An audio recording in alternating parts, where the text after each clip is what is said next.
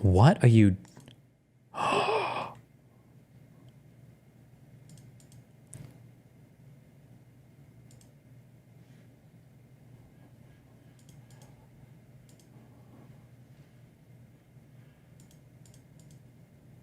Okay, like maybe I could almost buy it if, like, maybe there literally was an emergency and they have to get somewhere. Although I don't know if I see the lights on. No, I think the lights are on. But why is he stopping? It looks like he's got an open... Why did he stop? The bright line has a literal body count. It's insane. This is Tampa. Also... Is he driving? Did he drive around this or did he drive through this? There was another train going the other direction as well. The train was on fire. That's why they stopped there. They minority reported the fire. Jesus Christ. Never mind. This is Delray Beach. What is this video player? What is this symbol? What is this?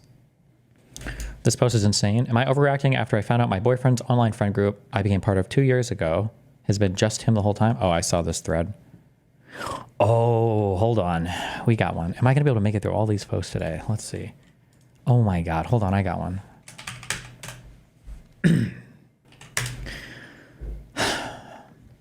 Am I the asshole? I thought we were friends.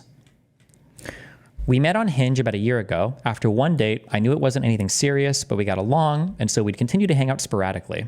This is a guy posting on Nice Girls.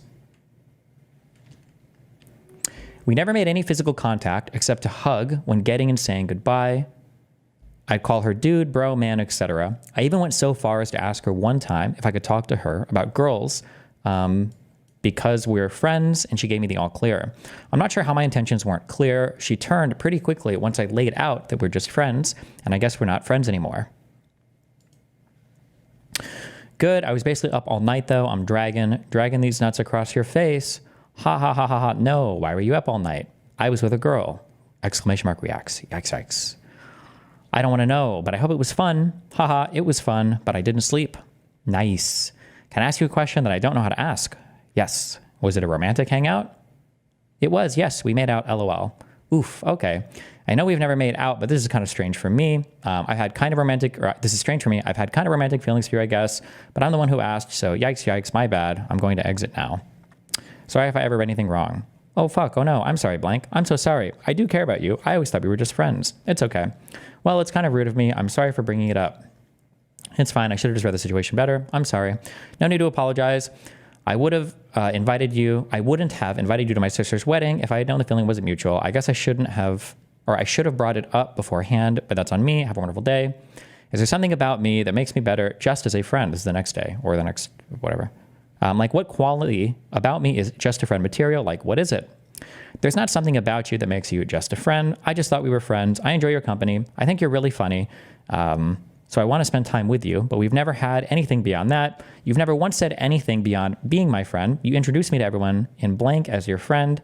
LA, I don't know. You made me a friendship bracelet. I asked you if I could talk to you about girls because I see you as a close friend, and you told me to go ahead. Quote, I could even give you pointers, end quote. I believe you said, like, that's how friends talk, right? I mean, we met on a dating app, so I kind of always thought there was some sort of underlying attraction between each other and that maybe we were just too pussy to do anything about it. But like I said, it's on me for not clarifying. What was I supposed to introduce you as? This is blank. I've secretly thought about making a move on him every time we've hung out, but I'm too afraid.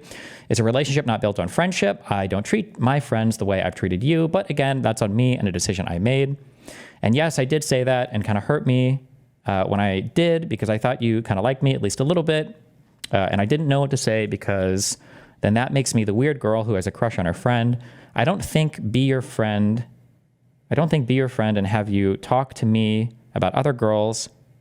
I don't think being your friend and having you talk to me about other girls, and I frankly would be jealous for you to be in a relationship, so I'm going to cut this off right here so that you can go on and do you. And I'm sorry that I did not clarify this earlier. Quote, thought we were too pussy to do anything about it, end quote. Now that I say it out loud, I get that you were never into me and I'm actually something. And this is a one-sided thing I made in my mind and I'm sorry. I didn't think, and I do totally get that it's something I made up in my head. Good night. I'm really gonna miss you a lot. Blank, good luck. You aren't the first friend I've made on Hinge. Yes, it's a dating app, but you're not limited to dating someone or never speaking to them ever again. I don't treat you any different than I do blank. I treat you like my friend. If you didn't want me to talk to you about girls, why didn't you say something? I was literally asking if that was over the line. It was apparently, but you told me it wasn't. I have to go off what I'm presented. You're not somebody, I should have clarified my intentions a long time ago. I'm to blame too. I shouldn't have assumed that we were on the same page. I just only got the sense from you that you wanted to be friends. I'm sorry for not picking up on it. I'm sorry. I really hope this isn't goodbye forever. I understand if you don't want to talk to me right now or for the foreseeable future, though. I'm going to miss you. I treat you completely differently than I do my friends. I literally was like, oh, maybe we will finally kiss on the Ferris wheel on Friday. I don't hang out with my friends every weekend or share a bottle of wine with them or cook meals for them. Never in my life made a friend off a dating app. I didn't say anything about it because I like you blank. It's not only that I don't want to hear about girls from you. I literally am and will be jealous of whoever it is. It's more than a friend to you. What did you want me to say? You want to hear about, what did you want me to say? You literally said in your message to me something along the lines of, I'm not asking you because I'm trying to see if you like me or whatever, but like I do. It is goodbye forever because I do not want to be just friends with you. I'm still so upset. I know you couldn't give a shit, but I hate feeling this way. December 21st. Exactly. Thumbs up. And then on Sunday, absolutely nothing. Thank you for making it that much easier for me to block your number. Quote, I really hope this isn't goodbye forever. End quote. Oh, she's crashing out. No, you don't. You were fucking glad when I started tripping, I'm sure. And I've probably had the best week ever, not having to deal with my dumbass bullshit. I know I'm a burden to have around, but goddamn. I'm sorry. I'm not sure what I should say. You're not a burden. You don't have dumbass bullshit. Can I call you later today? I don't know. Merry Christmas. Whoops, spelled fuck you wrong. Merry Christmas. Sorry for being a huge piece of shit. Apology not accepted. This is unironically how most guys react to the friend zone now. So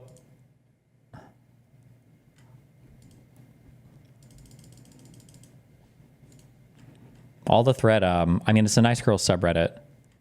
So when this message thing popped up and I started reading through the messages, I was waiting for him to mention that, like, well, I tried to make a move or I asked you out or I tried to kiss you when you said no or something, but I noticed I didn't see any of that. It feels like the guy is mega autistic, or he's a bit of a fuckboy and he's playing her. I feel like I get those vibes very strongly. I don't know. It's like one or the other, because mainly, even just on this first page of messages, like the two yikes faces when he says he was with a girl and she's like, I don't want to know, but I hope it was fun. Haha, it was fun, but I didn't sleep. Like, okay, see, maybe this is just how they talk and they're like, oh, I don't want to hear about sex things. That's gross or whatever. But when she's like, can I ask you a question that I don't know how to ask? Like, I think at this point, it's pretty obvious that something is, oh shit, this girl like super likes me or whatever, just from like this first page of texts. However,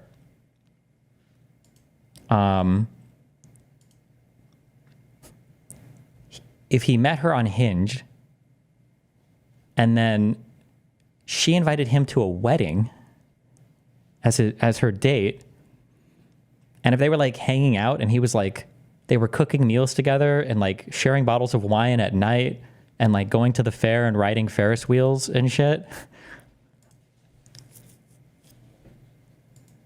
I feel like she probably almost thought that they were dating. Like, Jesus. But I don't know if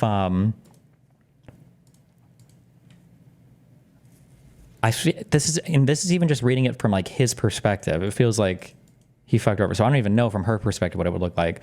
But I think it's like really weird here too, where he's like, after one date, I knew it wasn't anything serious, but we got along, and so we'd continue to hang out sporadically. What does that mean? What does he mean he knew it wasn't anything serious?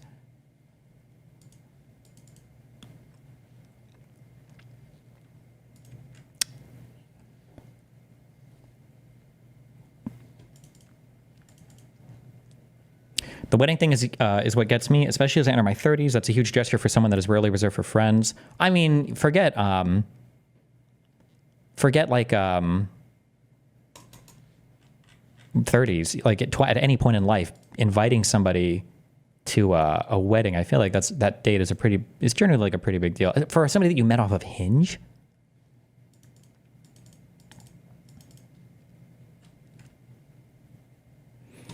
But I guess on the girl's side, I would have to see more from her side, obviously. I don't know how she can be with this guy for a year and there's like been no movement whatsoever on a relationship. So she seems like a little bit like she should have, like she got friend zoned and she needed to say something or do something.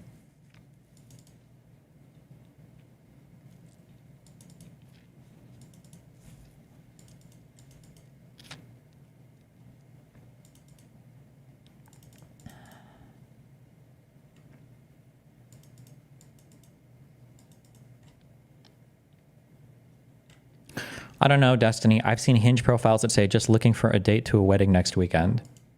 I'm pretty sure that's just like a conversation starter / thing to do. Like you start chatting, you get along, you go on a date, you have fun, and they're like, oh shit, like you can be like a wedding date. I don't think they're literally just shopping for a single person to go to a wedding with. That's a meme, right? Like otherwise they would just invite a friend.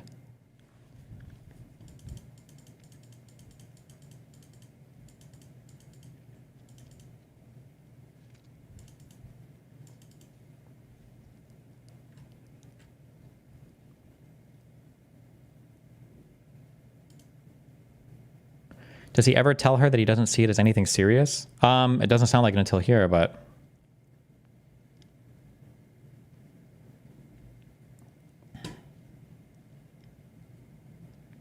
I feel like if you meet someone off of Hinge and you really like them, you should confirm if you're exclusive, unless explicitly polygamous, ASAP. Girls I've met off Hinge do this too. It seems like she's kind of on the spectrum. Yeah, maybe she was getting strung along, or she was a friend zone, or she was kind of like dumb. Maybe, yeah. I think she obviously fucked up too, but I think the guy is like mega autistic. But all of the comments on the thread were super siding with the guy. When I checked it, I just thought it was funny. Yeah, I don't know. Rip. She was stringing him along and he moved on, but was bitter, so he let her know he's seeing other people. I don't see any evidence that she was stringing him along anywhere, because it doesn't sound like he tried to make a move and she rejected him ever.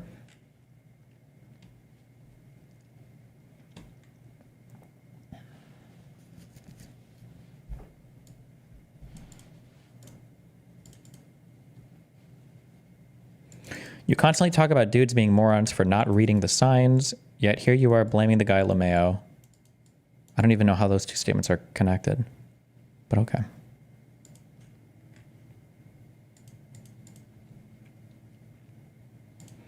You missed some good clips. Oh my God, is this Hassan hate watching? Oh, it's XQC. Shut up! Shut up! Skylar, shut up! Please shut up! Stop! Shut up! Shut up! Shut up! Shut up! Shut up! Shut up! Okay, so I understand why people hated Skylar. Or no. I mean, like, I think it was dumb to hate Skylar, obviously. I hated Skylar, though, because I was a Walt simp. I was a Walt simp. So fuck Skylar, okay? However, what I don't understand is, how could anybody not hate Marie? This woman was fucking crazy. Every single day with these people. So it's not, don't film it maybe. Shut up, shut up, shut up, shut up. You're the woke of the day. Isn't it inherently exploitative to film? No, you dumb fucks. The entire point is humanizing these people. That's the whole point. Can you just shut the fuck up, please? Can all of you just collectively shut your stupid fucking woke mouths up? Is that okay? Can we just shut the fuck up collectively? Nice, good one.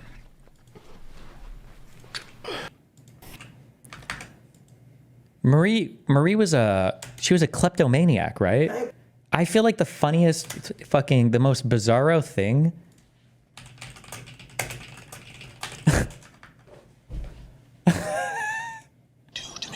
Why'd you kill yourself, Walt? Fuck you. Wait, what? I don't remember this scene. Well, maybe you should just go ahead and die then. Okay, good one. Lying to your son, to all of us, is that right? What do I have to do? Why are all of these audios so fucked?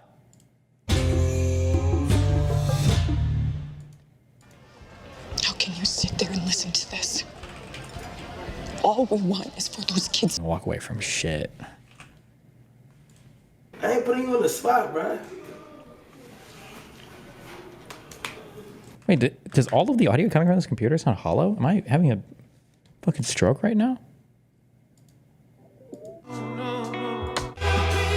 Oh, okay, never mind. Everything is weird right now. Okay. Just listen to weird clips. Okay. Bro.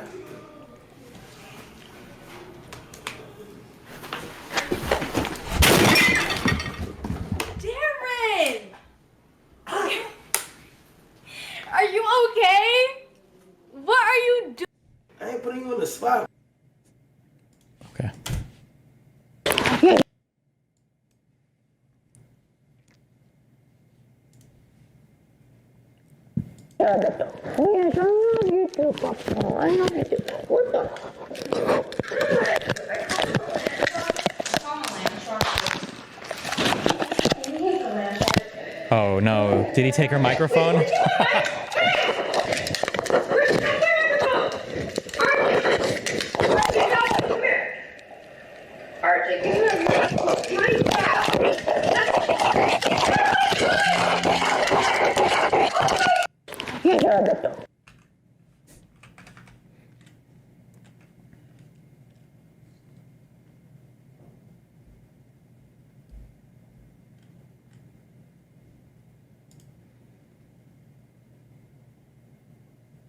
Are these, what is this?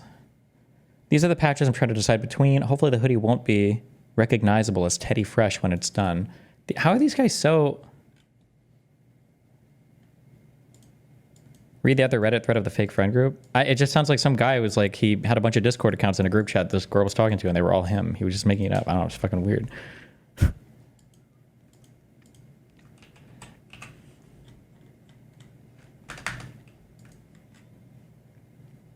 I need a tutorial on this. I want to remove the patches.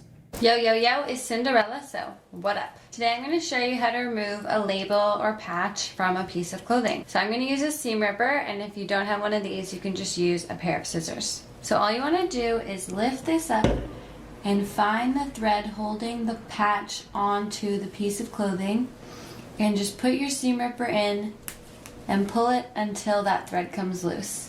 You're just pulling up the label, putting your seam ripper into the thread, holding it on, and just ripping that stitch by stitch as you go. And it looks like this label was covering up some... Will you shut up? Shut the hell up. Shut up. Shut up. Shut up. Shut up. Shut up. Shut up. Shut up. Shut up. Shut up. Shut up. Come on. Oh, fuck me, dude. Oh, no. Justin. What is this website? Or this YouTube channel?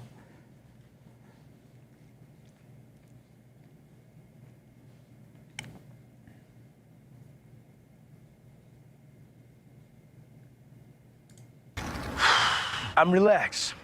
I'm relaxed.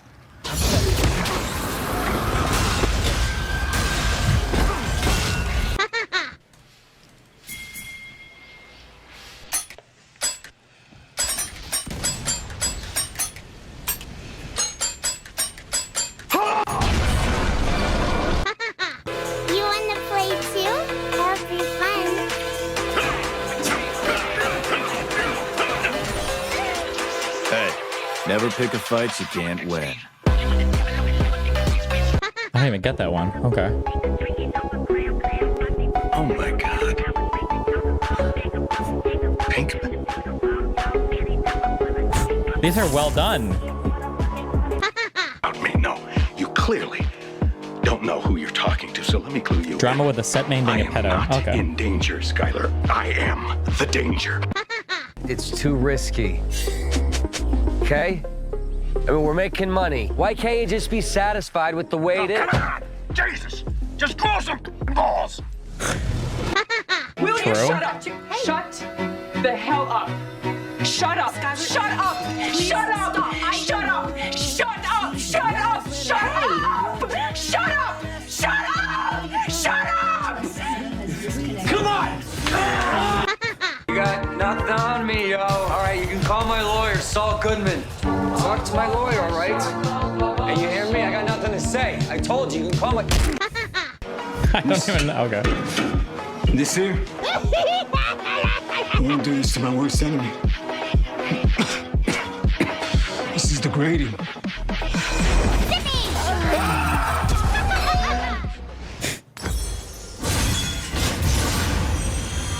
Okay, sorry. Okay, anyway.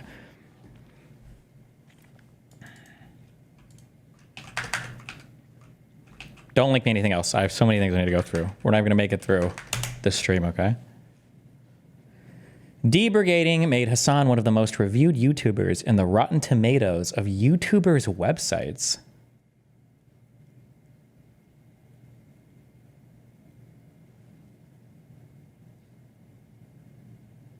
I don't even know. What is this website?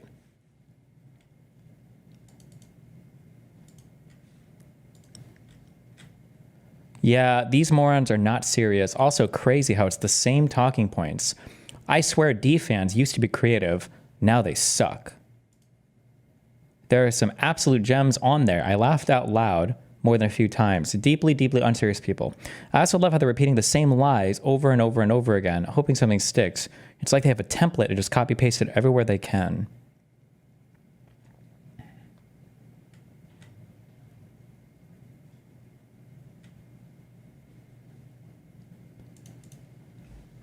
His fans counter-brigaded? Well, I don't even know what the fuck this site is. Have we? I've never even heard of this before. Has this ever even been posted anywhere in my community ever?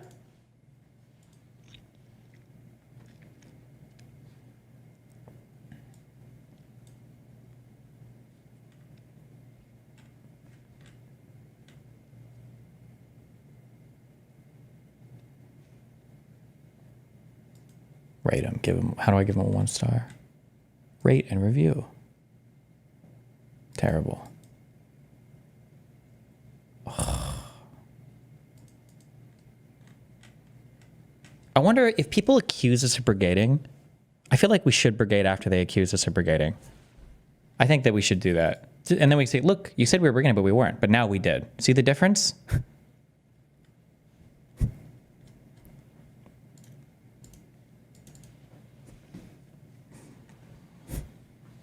Cringe. Okay, we were finishing this. I have 50 million tabs open. Where do we start?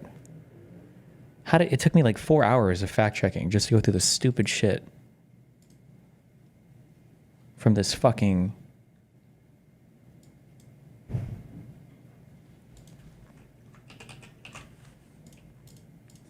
What is this? That broken piece of plate?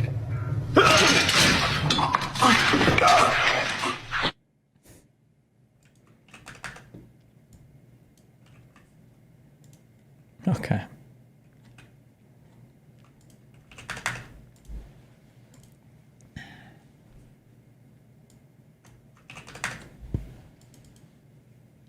Blame Trump. Well, the implication well, it would be the Federal Reserve, but it would be under his presidency. But is the implication there that because rates have now gone up, the guys with the good rates are locked in? I mean, I don't know how you better. Wait.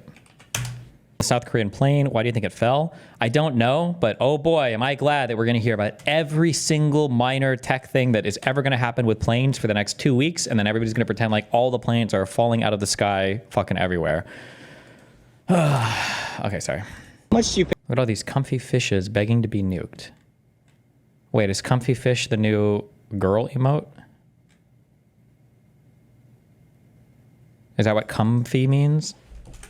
Okay. Email me if, oh, you fucking retards that are posting in chat. Good luck. Message RTBA or somebody to get unbanned or sub for it. See ya.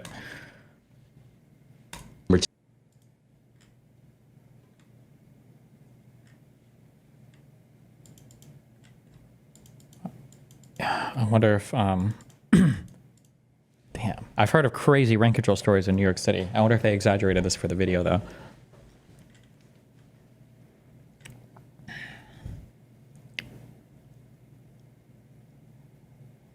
You can't transfer rent control, can you? Of course. Of course. Generally, I don't think so, but people will just sublet or sublease, which I think is technically a violation of your rent agreement, but people do it.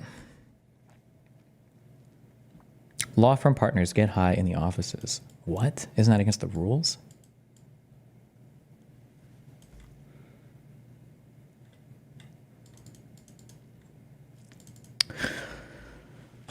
It's kind of crazy and a little disappointing. When you think of like cool legal shit, you always think of like crazy criminal cases. But like all the big money's in this like boring corporate world with like contracts and tort. Ugh, whatever. It's all good. And then eventually you sell that and do that again and again. Someone argued that Trump caused housing prices to go up so much. Not directly, but during his presidency, because they lowered rates so much, people are locked into their mortgage. That they can't move because they got a 2.5% rate. If they were to move, their payment would double. I don't know if you could blame Trump. Well, the implication being that the Federal Reserve, but it would be under his presidency. But is the implication there that because rates have now gone up, the guys with the good rates are locked in? I mean, I don't know how you can blame Trump for that, right? Well, you were saying under his presidency, you could afford a house because you got a 2.5% mortgage. But my counterclaim to that is, for those who didn't get a mortgage during that time, they're now unable to because mortgages were so low during that time. I don't know that mortgages. I don't know that I'm fully qualified to answer the question. Actually, he was presented a single question and he literally is like has fallen apart. Fuck. Okay, good one, dipshit. But like, I mean, I think basically it's because the Democrats largely screwed up the economy. I think. Nice. And now we retreat to a broad macro, not like a macroecon claim, just like a large claim that means fucking nothing. God, he's so stupid. How could he not have like gleaned anything about anything? How long has this fucking retard been working in media? For 10 years? How can he not know anything about anything? He can't, how does he not know, how has he not picked up any information at all? I don't know that I'm fully qualified to answer the question, actually. But like, I mean, I think basically it's because the Democrats largely screwed up the economy. I think it's partly COVID related, but I think it's an endless printing of money that then the banks are just like, all right, money is worth less. We're just not going to lend like we did. And, you know, we had banks that were too big to fail and then we somehow made them bigger. So there's less competition with the banks now. I don't know how much money printing. They did do quite a bit for 2007, didn't they? But housing prices fell after 2007 also, didn't they? If you would have asked this guy, I would pay so much money to have Dave Rubin explain it between like M1, M2. I know that this went up a lot for COVID. I think we actually printed a lot. No, we should use this.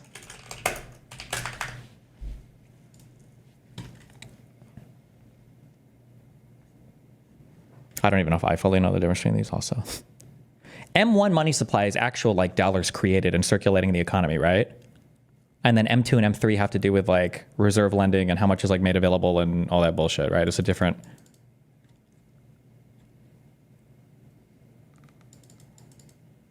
Like when people talk about like just straight money printing, isn't that usually referring to M1 money supply?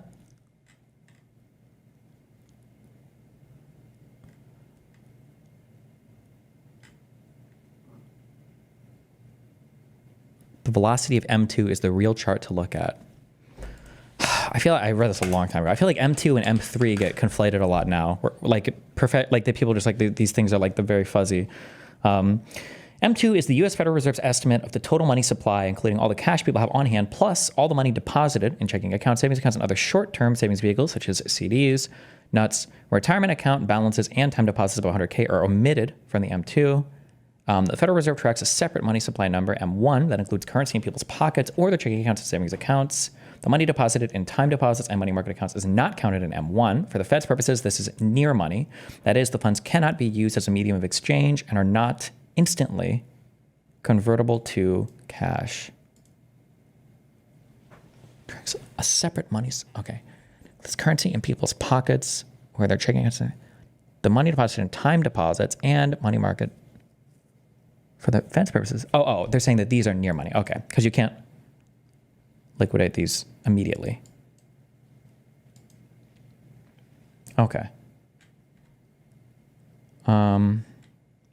Fuck, dude. We need to. Oh, it's all right. After January 6th, 7th, we'll go back to our. We stopped on lecture 3 of our macroecon course. I bet they explain all of these things. Oh boy.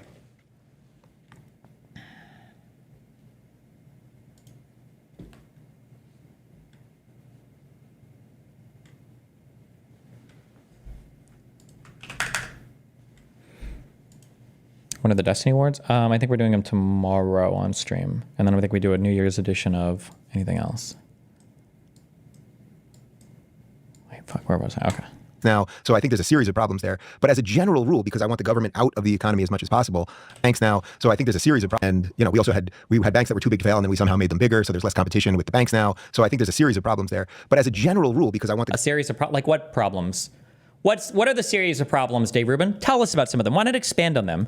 Like, can I have like a person on the street tell me that there are problems and the Democrats made the economy bad? Like, you guys are specialists. Tell me what they did specifically that made it bad. Tell me like what the specific problems are and give me some solutions. What do you mean? Government out of the economy as much as possible, and out of everything as much as possible. I want there to be more banks, so there's more competition. So if some bank is offering you 5%, you might find 3 other banks start negotiating with them, and next thing you know, you do get an interest rate, or you get a mortgage at 3% or something like that.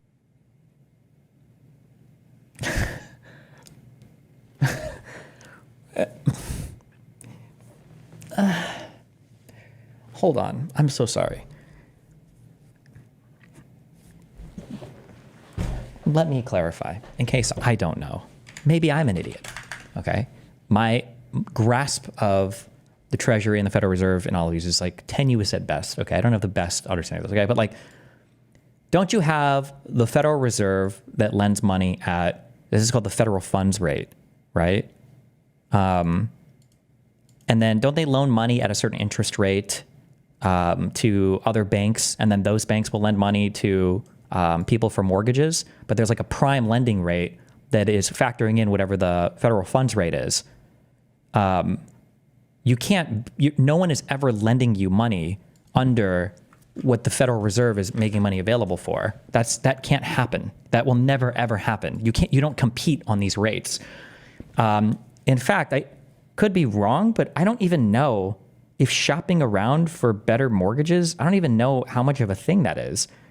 You might be able to get like slightly better terms maybe somewhere, but I feel like when it comes to like mortgage rates and like prime lending, it's like if you've got a good credit score, you're probably going to qualify for about the lowest rate, I think, about anywhere you go. Because it's all like, these are all like really competitive markets, because you're kind of restricted on how low you can go because of whatever the availability of money is from the Federal Reserve in terms of like the interest rates that they're charging or lending people, I guess, money for.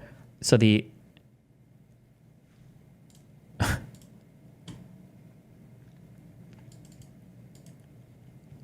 idea that like we can just have a bunch of banks competing with each other and then we can lend money, we can get a mortgage at 3% instead of 5%. Find 3 other banks to start. I want there to be more banks, so there's more competition. So if some bank is offering you 5%, you might find 3 other banks to start negotiating with them, and next thing you know, you do get an interest rate, or you get a mortgage at 3% or something. Does he think that if like the federal funds rate is like 6 or 7%, that like competition in the market is going to mean banks are going to lend you money for homes at a loss?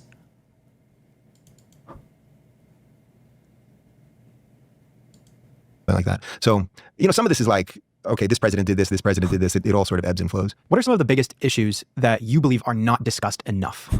We're just not going to, dude. It's a finance podcast, by the way, but okay. It all sort of ebbs and flows. What are some of the biggest issues that you believe are not discussed enough? It's funny because online, almost everything is being discussed now, right? Like, that's the beauty of what's happening online. There are a million podcasts discussing almost everything from a mainstream. Can you explain why mortgage rates are going up, but the Fed has only been cutting? I don't think that's true, is it? Let's see. Okay, hold on, Fred. Okay, let's check. We have search. Mortgage, 30-year fixed rate mortgage average in the United States. Are these currently existing mortgages, or are these mortgages that are being sold? I'm guessing these are mortgages being sold.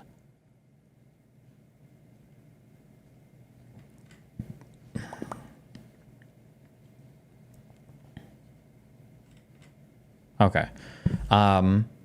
So if we were to graph this against, we're going to add a line and we're going to look for, what did people say tracks is better, the 10-year treasury interest or whatever is what this follows. And this is kind of based, I think, off of like federal funds rate, kind of, I think, right, in a way.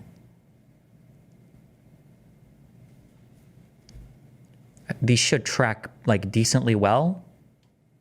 And it seems like they do. No? Let's fucking throw on the federal funds rate as well.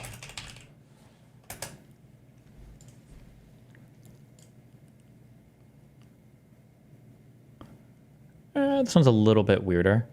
I would have to understand the relationships better, but I think that the interest rates will lag a little bit behind whatever this, I think the target rate is from the Fed or whatever. But yeah, I feel like this all tracks decently well, right? Federal funds rate goes up. We see 10-year treasury rates here. We see mortgage rates. They kind of follow as the federal funds rate drops. Interest rates are like dropping on homes. Federal funds rate went up, and now it's going down a little bit, and then maybe it'll drop a little. But yeah, I think these track.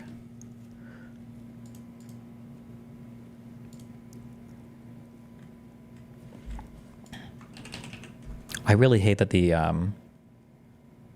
Ask Science subreddit got replaced with Explain Like I'm 5, but okay.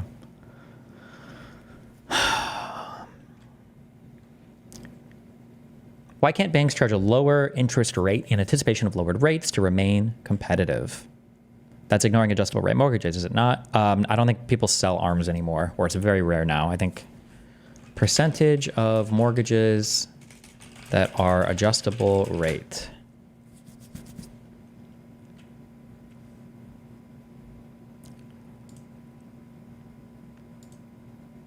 This AI thing says 8% right now.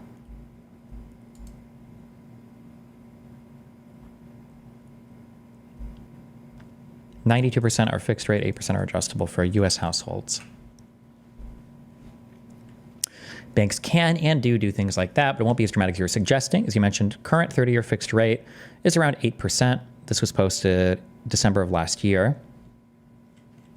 Some places might give you 7.75 or 7.5 in the hopes of undercutting competition. Why wouldn't they go down to 5%, like you said, since almost certainly the rate will be lowered, because the last time interest rates got this high, they stayed this high for 30 years. In the last 50 years, there have been average interest rates at 5% or lower for just 12 of those. That just happens to be 2010 through 2022. So we're using recency bias to assume that that's what the rates should be. Banks won't. You don't become a bank that lasts by making wildly speculative bets like this. Besides the fact that they would be losing tons of money, dropping interest rates that much, it also means those loans become unsellable. No one would buy that loan from them. They would be locked in on a horribly termed loan themselves that they can't get rid of. One final consideration, if the bank drops it that low, it's unsellable and loses a lot of money if rates go up or stay the same or go down a little. Now, assume they didn't do that. They offered a loan for 7.75% interest.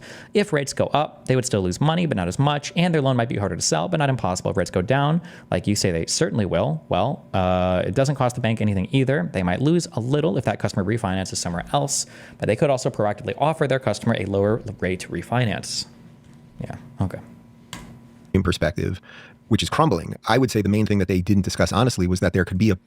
The federal bank determines the rate depending on how well or worse the economy is doing. Now, the Federal Reserve, I think, is supposed to only target two things. It's supposed to target inflation and unemployment. I don't think it's supposed to target the economy. Now, inflation and unemployment, I think, will be tied in another way to how the economy is doing. But the Federal Reserve, I don't believe, is supposed to be targeting like the economy, just those two things. From a mainstream perspective, which is crumbling, I would say the main thing that they didn't discuss honestly was that there could be a type of person out there who was not a pure leftist that still was a good American. And they basically treated everybody that wasn't a Democrat or wasn't a lefty or didn't just pick the thing of the day. Sorry, somebody said in YouTube chat, there are three main rates to consider that are considered related to the federal funds rate. This is interest on reserves, reversed repo rate, and discount rate. Look up an AP macro study guide online. Yeah, maybe we'll do that. Yeah, I don't understand like how the Federal Reserve does like repos and like swaps, and I don't understand that 100%. But I'm sure our econ course will cover it when we get there. Okay.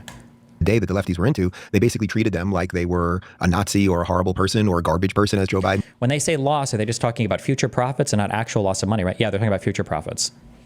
That the lefties were into, they basically treated them like they were a Nazi or a horrible person or a garbage person, as Joe Biden said. And then I think what happened was you basically had a mainstream media that more and more people were waking up to the nonsense. You had an ascendant alt media, and that really was what this election was about. So I think it's hard to say what isn't being discussed because so much is being discussed now. But I would say the thing that I think has flourished to the top right now that desperately needed to be pushed to the top is free speech. I don't think people had any freaking clue how bad the free speech situation was. And then I think COVID started waking some people up. You know, when you suddenly started getting a couple doctors that were like, all right, maybe this thing was from the Wuhan. Shadow banning on YouTube I think the shadow was banning, a bit of a thing in terms of like saying vaccine or COVID and stuff like that. So I think it's ironic actually because they basically, the media was so terrible, they created this alt ecosystem online. And then COVID comes in, and then COVID basically put like rocket fuel on the alt thing because then there were just online people like me, and I'm obviously not the only one, but then I started talking to, say, Jay Bhattacharya, who might be the head of NIH now, who is a Stanford physician who was very skeptical of everything that was going on. So then more and more of us started talking about it. The government started censoring us more and more, and then it started feeding itself. I had a tweet in, I love how your credentials don't matter, except for when you agree with me. Oh my fucking God, then you better fucking believe. We're going to hear about how bad woke universities are. All the Ivy Leagues, they don't mean anything anymore. Ivy League education doesn't mean anything anymore. It's all garbage. Oh, by the way, this guy who agrees with me, Stanford, by the way. Ever heard of a little school? Sorry, have you ever heard of a little school called Harvard University? Have you ever heard of a place called Stanford? It's prestigious, by the way. Oh, he's pro-trans? Yeah, well, prestigious doesn't mean anything because Ivy Leagues suck shit, by the way. Also, Ivy Leagues are dying. They're failing. Failed education. Nobody cares. Go to trade school. Anti-vax, actually, from Harvard Medical University. I don't know if Harvard is medical. Johns Hopkins House. It was July of 21 that it was right after Biden said that if you get the vaccine, you will not get nor transmit COVID. And I said, not only was that... Oh, cool. More lies. Oh, lies. All these quotes we've looked up before. Good one. That it was right after Biden said that if you get the vaccine, you will not get nor transmit COVID. And I said, not only was that not true, but I said the boosters don't work and they are prepping us for mandates. By the fall, mandates were coming. Anyway, my tweet got taken down, and then Jim Jordan, congressman from Ohio, said that I was one of the people that they know when they went in and looked at what happened with Twitter and the government. They know that the government had Twitter take down that tweet. So, and you get nothing, by the way. The government fully can step on your First Amendment free speech rights, and you get nothing. You don't get a letter. You don't get an apology. I was at the Capitol with him. I was like, is there anyone here that I could go to? And they might say sorry. He's like, no, there's literally nothing. You can't sue him. There's nothing you can do. So you accurately predicted consequences of, COVID. Yep. And then some government official... No, but okay. Agency, who knows, was putting pressure on Twitter for you to delete that tweet. Not for me to delete. They deleted the tweet. For Twitter to then move which they did. Tweet. Yeah. And then the beauty of that actually is that, so that happened. It got deleted maybe 2 hours after I put it up, something like that. I said the vax is not working as promised. You guys will probably find the tweet. The vax is not working as promised and mandates are coming. They want a federal vaccine mandate for vaccines, which are clearly not working as promised just weeks ago. People are getting and transmitted COVID despite the vax. Plus now they're prepping us for booster shots. A sane society would take a pause. We do not live in a sane society. This is a stupid tweet, but probably shouldn't have been. What do they do? Temp banned and remove the tweet. But the social media companies acknowledge that they did go too far on a lot of this stuff. I think YouTube and Twitter both acknowledge that, and then they scaled these back and they just switched to community note type systems instead, which YouTube did as well. Now, conservatives will never admit mistakes ever. Don't forget that. They will never, ever admit a mistake ever. They'll just blame it on somebody else. And it was taken down. What I did was, fortunately, because I have an audience, first off, I called a couple of the higher profile people that I know, and I was like, guys, can you I have a screenshot of it. Can you get this out there?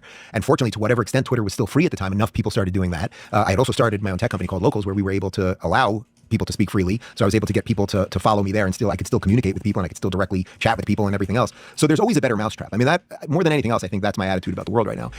As long as we are free, to whatever degree we're free, the human ingenuity will always solve all of the problems. So that's not necessarily true for a number of reasons. That's a silly thing to assume that just because something has been moving in a certain direction means it'll continue to always move in a certain direction. Human ingenuity has brought good things, but also bad things as well. Fuck. One thing I'm glad is we'll get back to it in the new year, okay? Just for the few papers I've read, the Federalist bullshit, we really are the gift that America gave to the world or to itself. The reason for America's success really was the structure of our government. It wasn't the First Amendment or freedom of speech or human ingenuity. It was more like human ingenuity is like, or humans in general are very much like a force to be directed at something. And I think I think things like capitalism and liberalism are very good directors. Like, how do you channel this force and channel this energy? Left to their own devices, humans just, thrown into an environment, allowed to be, ingenious and do innovate or whatever, it doesn't really do fuck all. You need the institution. You need your structures, your societal structures in place to actually channel this ingenuity in a positive way that builds on itself and creates good technologies and things for people. About the world right now. As long as we are free, to whatever degree we're free, the human ingenuity will always solve all of the problems. So the fact that the government could go in and do that and that nobody is fired for any of that is a scary proposition. The fact that they fully violated my First Amendment rights, you would think that there'd be some repercussion. There simply is. For people who obsess so much over people that they've never read a single word from in their entire lives about freedom of speech, that has nothing to do with freedom of speech. It has nothing to do with the First Amendment. It's a private company, but look where we are now. Things are in a much better position. And that's pretty unbelievable, actually. That you said something that happened and the government removed it from Twitter. But now what if the government removed it? That would be pretty crazy if the government removed it. The government removed it and it wasn't Twitter. That would be pretty crazy if that actually happened. If it was the government. At the time, they genuinely thought that what they were saying was correct. Doesn't matter. That your information could be detrimental. Doesn't matter. I mean, the road to hell is paved with good intentions. It just doesn't matter. First off, you have every right to be wrong about things. I mean, that's part of having a human mind. That's part of the human experience. It was at that time, if you remember, I think it was in June of 2021, where Biden said that thing on stage. If you get the vaccine, you will not get nor transmit COVID. I knew at that point, we already knew that wasn't true. There were enough people paying attention to what was going on online that we knew it wasn't true because there were people getting the vaccine still getting COVID. We 100% knew that. So it was just another one of, everyone has their own little sort of red pill journey. You asked me a little bit before. Do you agree or disagree that we'd be in the same position economically, socially, or politically without the First Amendment destiny? No, of course we would be in the same position. I think First Amendment is really important. I think it's good that we have the protections that we do in the United States for our speech. I enjoy them way more than how it works in other countries. Or about waking up to things. I think everybody over the last couple of years has just seen a series of things. Why is it that in 2019, I was tweeting about Biden having dementia? I'm not his doctor. I'm not a doctor. But I was just watching this man who couldn't complete a sentence, who was slurring and confused and everything else. And now it's fairly obvious that he either has dementia or Lewy body dementia or Parkinson's or something like that. But the point is, we weren't even allowed to talk about that for about 5 years until the debate. And then the debate was so terrible. And then suddenly that night, the mainstream media couldn't hold the narrative anymore. And then everybody started talking about it. And then 2 weeks later, he's not even the nominee anymore. So there's a weird control system that has been put in place. It's sort of matrixy, I would say. It's a control system partly through the government, partly through big tech. And I think we're seeing that kind of wash away right now because of... How can you even... I'm so sorry, but you're disqualified to talk about this probably for the rest of your life. You should probably never be allowed to have a show again. How can you believe you are so prescient? You are so able to predict Biden having dementia. You're so able to make all these predictions, but you couldn't predict that the $5 million that you got paid for 1 year of your 300 view YouTube videos was coming from a bad source? Like, if that's not selective skepticism, what is? Mostly because of Elon. What do you think are some of the biggest non-issues that are discussed too much? Abortion, for sure. But trans issues, we have to talk about these, but abortion, who cares? Who cares? It's not that it's a non-issue, but it has somehow wedged itself as like the number one thing in the hierarchy of importance for a huge amount of voters, largely women. I think you could probably argue something like 30 or 40% of the people of America vote as abortion being their number one issue. There's so many reasons that just does not make sense. Putting aside what any of our personal views on abortion are or when life starts or anything else, there's so many things that you should be voting on before that. I would argue you should be voting for national security and safe borders, basic competence government and infrastructure and things of that nature. And then abortion, I think in a sane world, then you decide, is it my 5th most important thing or my 10th most important? Maybe they already feel like the country's relatively safe and we're not being invaded. Important thing. But they have convinced, especially on the left, they've convinced particular middle-aged women mostly that abortion is the number one thing. And now you have the same women now saying my body, my choice are the same women who are screaming that everybody else should get vaccinated. And I think that's also caused a certain amount of craziness because people went on every side of every issue during COVID. And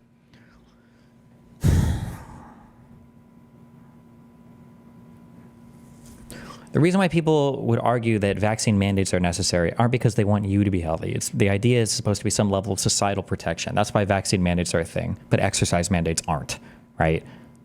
The abortion, you can't infect other people with your fetus. That's not how that works. Like, these aren't two sides of the same position. And I think now we've been left with a bunch of people that really don't know what they think about a whole bunch of things. But abortion is by far the big one. When we were supposed to have the red wave in November of 22 and it didn't materialize, it's because for 2 weeks before that, the entire media was screaming about the Republicans are coming for abortion and Roe v. Wade is going to kill, the reversal of Roe v. Wade is going to kill people. All the reversal of Roe v. Wade did was kick it back to the states, which I do think was the right decision, even though I am begrudgingly pro-choice. Every state should be able to make up their mind on that. For example, Florida is 6 weeks. It's heartbeat bill. That's too strict, I would say, for me personally. But then I have to decide as a Floridian, is this the thing that I put at the top of the high? And why do you say people were worried that it would ban abortion, but all it did was kick it back to the states? Yeah, to ban abortion. What are you talking about? What do you think that means? Like, oh, people are worried that when we abolish the Second Amendment, that would get rid of guns, but all it did was kick guns back to the states. What a fucking just kicked it back to the states to do what? To allow you to throw abortion birthday parties? Or what are we even saying here? Yeah, no shit. Also, a 6-week ban on abortion is an abortion ban. Don't let a man tell you, or only men will say differently because they're fucking retarded, okay? Don't forget that. By the time a woman even knows she's fucking pregnant, you might already be 3, 4, 5 weeks in, and then by the time you've confirmed it and gotten a test, you're basically past the abortion stage. I'm curious, is there numbers on how many abortions are without Plan B? How many abortions are even performed in these 6? Can somebody Google that for me? I don't know. I'm not gonna try to sort through fucking Google. Do they still do abortions in Florida or Georgia or any other place where it's a 6-week ban? Bill. That's too strict, I would say, for me personally. But then I have to decide as a Floridian, is this the thing that I put at the top of the hierarchy? And if it is, I can leave and I can go to California and have an 8-month abortion or fight for 8-month abortions there. Oh, yeah. Let's just fucking move to California and then have my abortion at 8 months because that's so common and everybody does that. True. But because so it's an ordering thing more than anything else. They have just convinced women that you have to think about abortion more than whether your streets are safe or why your kid is hooked on fentanyl or why it's not safe to go out in New York City at night. And that it's so dangerous and wrong. But before we get into that, if you run a small business just like us, you definitely know that doing things like payroll, taxes, and benefits can feel like a full-time job, but it doesn't. Damn, this website says 45% of abortions happen within 6 weeks. How is this including Plan B? I'm curious because Plan B, I can understand that happening early on, but by the time you've missed if you miss a period, I think that by the time you miss your period, I think that you're considered 4 weeks pregnant at that point, which is why 6 weeks is like you're literally, if you miss your period at that point, you have 2 weeks to get the abortion.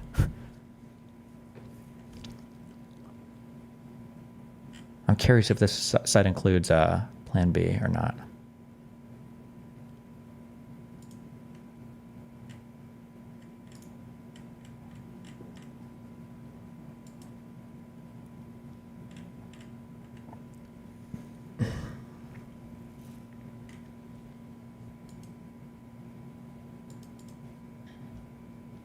Doesn't have to with artists just like us. You definitely know that doing things like payroll, taxes. 8 weeks would make more sense. I think 8 weeks is, at least immediately early on, is probably enough. Yeah, it's probably enough to give.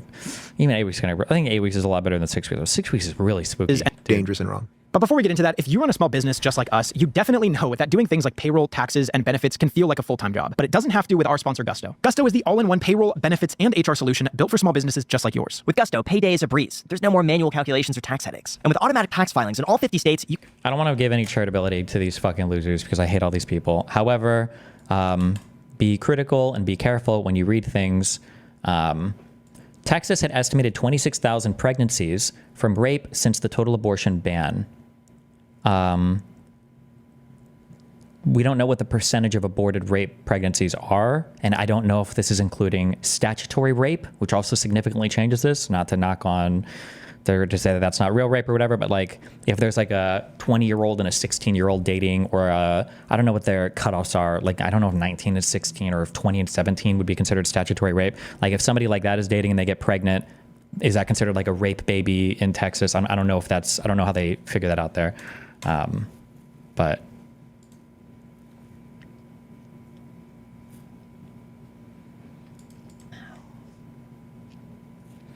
according to the site, Wisconsin bans abortion after 21 weeks. Would you say that your ideal abortion law matches Wisconsin's current policy? I think for me, I think the philosophical argument I feel like is strongest around like 16-ish weeks. But I'm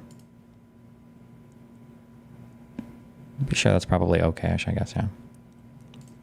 you could save hours a month. Plus, Gusto offers 401k plans, health insurance, time tracking, and even access to certified HR experts all in one place. That way you could focus on what you love, which is growing your business. So join over 300,000 other small businesses that use Gusto and see why it's rated G2's #1 payroll product. And here's the best part. You can try it for free for 3 months. And guys, this is a full circle moment for me because when I established my first ever S Corp, I needed to do payroll. And guess what service I used? I used Gusto. I have literally been using Gusto for 4 years now. I've never had a problem. I seriously recommend the product. When I signed up, I didn't get 3 months for free. You guys can get 3 months for free with the link down below in the description. All you got to do is go to gusto.com/ice to get started today. That is gusto.com/ice, or click the link down below in the description. Thank you so much to Gusto for sponsoring this episode, and back to the podcast. Why do you think Statutory rape should be included in the stat. Aborting rape babies is okay because rape victims can't consent to sex and therefore the resultant pregnancy. This extends to statutory rape where a person under a certain age can't consent. That argument gets weird, and I don't know. Like, what you're saying on its face doesn't even pass a logical test. So you're saying statutory rape should be included in the stat. Aborting rape babies is okay because rape victims can't consent to sex and the resulting pregnancy. This extends to statutory rape. So let's say that a 25-year-old impregnates a 16-year-old. Like, the logic that you're mapping on there is that the 16-year-old couldn't have reasonably consented to the 25-year-old, and then 16-year-olds can't consent to sex, and then therefore they can't consent to the pregnancy. Okay, but why could a 16-year-old consent to a pregnancy from another 16-year-old, right? That wouldn't be considered rape. So I don't think that maps cleanly on, right? Or, like, is a 16-year-old able to consent to being pregnant by another 16-year-old, but not consenting to being pregnant by a 25-year-old? I don't think it matches. it becomes so divisive. I would like to blame social media algorithms. Yeah. To me, it just seems like the more Well, there's some of outrageous that you for are, sure. it's just like that gets boosted, so people are incentivized to say like the most radical stuff that they want to or that they can because Wow, crazy. it's just like that gets. I love that when everybody says this shit, they never admit that like maybe it affects them. It even affects me, it probably a little bit. Let's not be real. I'm not that radical. But even I say crazy shit on Twitter. But I always like how people like, yeah, like social media platforms, everything encourage people to lie and say all these crazy things. But not me, who, you know, is one of the worst, most prolific fucking liars on all of social media. It's boosted, so people are incentivized to say like the most radical stuff that they want to or that they can because it makes them money. And platforms love it because they get to show ads. Yeah, the system of selective pressures is not great right now, right? Like, yes, the crazier you do, the more clickbait stuff you do, all of that, for sure, you're right. Like, it's a part of the game, and it's something that even my team internally will discuss things, something related to thumbnails or titles or how we're doing this or that. And then at the same time, there's a game that's being played, whether you like it or not, and you can either hate the player or hate the game. So it's a little complex to figure out how you want to build something that's good and just. I'm talking about you guys or just anyone in general that's creating content, and yet you want to be in the system. So you want to be seen, right? Like that's just reality. So I have no doubt the algorithms have done this to us, but I would say actually there's something worse than that, which is also connected to everything else we've talked about here, which is just a horrible education system in this country. It's a horrible education system in this country where we've taught young people to hate the country. They don't understand how the goodness of America. They don't understand what the melting pot is, that what we do here in this multicultural society is the dream of that people 250 years ago could barely even imagine, and all of the goodness of this nation. And we've just thrown that away. We've made them focus on identity and genitals and skin color, and we've unearthed ancient hatreds that we put to bed, and all people to everything else we've quality content, and yet you want to be in the system, so you want to be seen, right? Like, which is also connected to everything else we've talked about here, which is just a horrible education system in this country. It's a horrible education system in this country where we've taught young people to hate the country. They don't understand how the goodness of America. They don't understand what the melting pot is, that what we do here in this multicultural society is the dream of that people 250 years ago could barely even imagine. And remember, always be careful unless you're around a bunch of our fellow whites. Hello, fellow whites, my European brothers and sisters. Careful when you're in a room where it's not all white people, when you start saying some crazy shit like, we've done things in this country. Oh, no, wait, actually, hold on. I'm sorry. I misread this because he said education today is horrible. Wait. We do here in this multicultural society is the dream of that people 250 years ago could barely even imagine, and all of the goodness of this nation, and we've just thrown that away. We've made them focus. Oh, wait, no, never mind. Hold on. I'm sorry. I mapped on a different thing you were saying because of the education comment. Okay. I thought he was saying like 250 years ago they had a much better handle on things, when it's like, well, hold on, we had slavery and shit 250 years ago. Okay, but he's saying we've done things that he couldn't imagine, but now the education is bad. Okay, gotcha. Focus on identity and genitals and skin color, and we've unearthed ancient hatreds that we put to bed, and all of that really starts at the education level more than anything else. So I do think there's an algorithmic component to it for sure, but it's mostly if you had people who were educated properly, really educated properly in a true classically liberal tradition, and you really scaled that as a society. What does that even mean? Educated properly in the classical liberal tradition. I still wish that whatever. I just wish they would ask for examples. Just ask for examples, okay? Societal level. Then if the algorithms were screwing with people, society wouldn't get completely out of whack. It would actually start self-regulating, I think. But when you have a bunch of people who have been taught all of the wrong things, who are also being told that the earth is going to end in 12 years because of climate change, and then you create this anxiety situation with young people, and they're told that they're living in a country that shouldn't exist because of systemic racism or any of these things. Like when you tell people that we're not going to exist because illegal immigrants are invading the country, and because the government and the deep state are trying to destroy all of us, and because government is censoring all of us on social media and trying to destroy us, and because of like trans people are invading all of women's spaces, and the vaccine is being used and it's going to kill you, and it all just feeds itself to like a certain level of neurosis that I think particularly people younger than me are in right now, and we have to get out of that. Which, by the way, I think by blowing apart the Department of Education, by pushing more school choice and charter schools and homeschooling and pod schooling and all of those things, we will do that. What's pod schooling? Oh God. Like, Ruben, this is what you do. You're describing yourself, right? You know that like that you feed into this culture of horrible shit and the society of terrible shit constantly. Like, by pushing more school choice and charter schools and homeschooling and pod schooling and all of those things, we will do that. What's pod schooling? It's just like a version of homeschooling. You know, if you have a pod, like you might be the family in the community that has. I'm thinking podcast. That's where my mind goes. Podcast schooling. I'm yes. like, yeah, okay, you guys, people are learning. You will be teachers. On a podcast. Yes. Oh, no. Yeah. I don't know that pod schooling is technically like a term exactly. It's just like the idea that you have a pod at your house that would teach this subject, and someone else might have a pod at their house that teaches this subject. Oh, I couldn't click anything on the screen. Never mind. My bad. Something like that. I see. Okay. At your house that would teach this pods. What is he talking about? Like community schooling? What is he? Is this Harvest Moon, or what the fuck are we talking about? That you have just like a mini village, and you go to a different house to learn a different subject. Like, I'm thinking podcast. That's where my mind goes. Podcast schooling. I'm like, yeah, okay, you guys, people are learning. You will be teachers on a podcast. Yes. I don't know that pod schooling is technically like a term exactly. It's just like the idea that you have a pod at your house that would teach this subject, and someone else might have a pod at their house that teaches this subject, something like that. I see. Okay, I'm thinking podcast. But actually, podcast would be that'd probably be good. I mean, where are most of us getting our information these days, for better or worse? It largely is podcasts and everything else. When I was on the plane coming here, it's a 5-hour flight from Miami to Vegas, and the person next to me was watching CNN the entire time, so I can't hear it, but I'm just watching, and it's like it's even more mind-numbing when you can't hear it because you just look at the chyrons. It's endless hysteria. I kid you not, for the entire 5 hours that I would just peek over every few minutes, it was just Trump.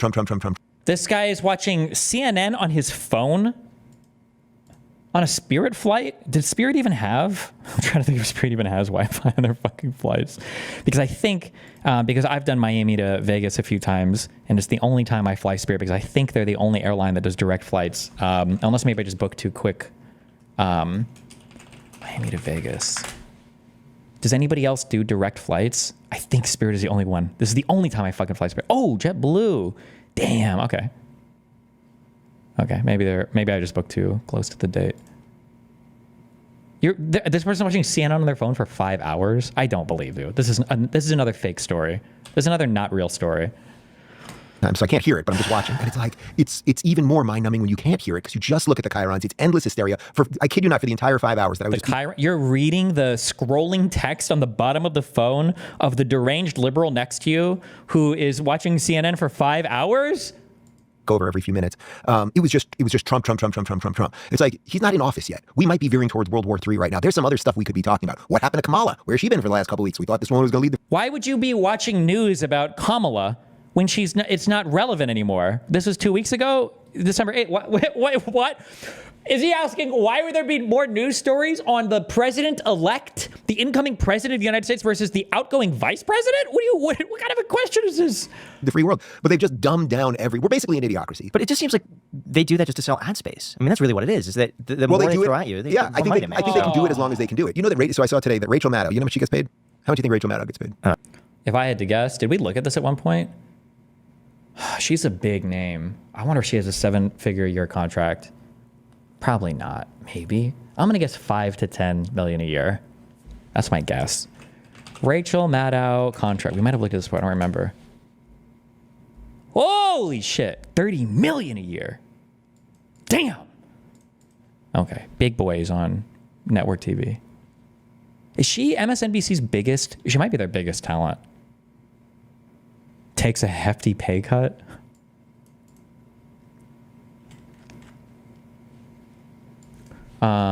Largest shows MSNBC. 2023, one of MSNBC's most watched shows, The Beat with Ari Melber, averaged 1.8 million viewers. The top 5 highest rated shows were The Rachel Maddow Show, The Last Word with Lawrence O'Donnell,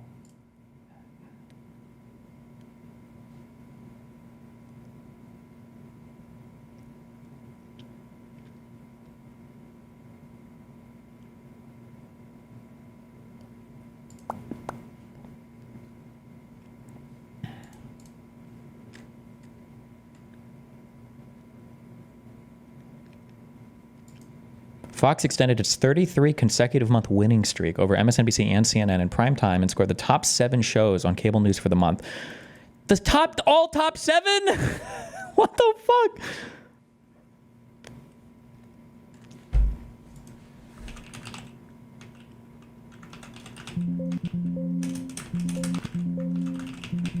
Fuck me, whatever, okay. I think Maddow might be their biggest talent. 10 million a year? Yeah, millions, probably 5 mil. 30 million a year. Wow. MSNBC is now cutting her pay to 25 million a year. I am very successful. I have survive? way more views on a daily basis on my live stream than she has. How can you just let him lie like this? Lil Gup, you're like literally fading into irrelevancy. What are you talking about? Like he has like YouTube shorts is like all he does. I don't know. Does he even have a mainstream media show anymore? Like Ruben was way more popular like 8-ish years ago. Like his channel's not horrible. No, he's been doing a little bit better lately, actually.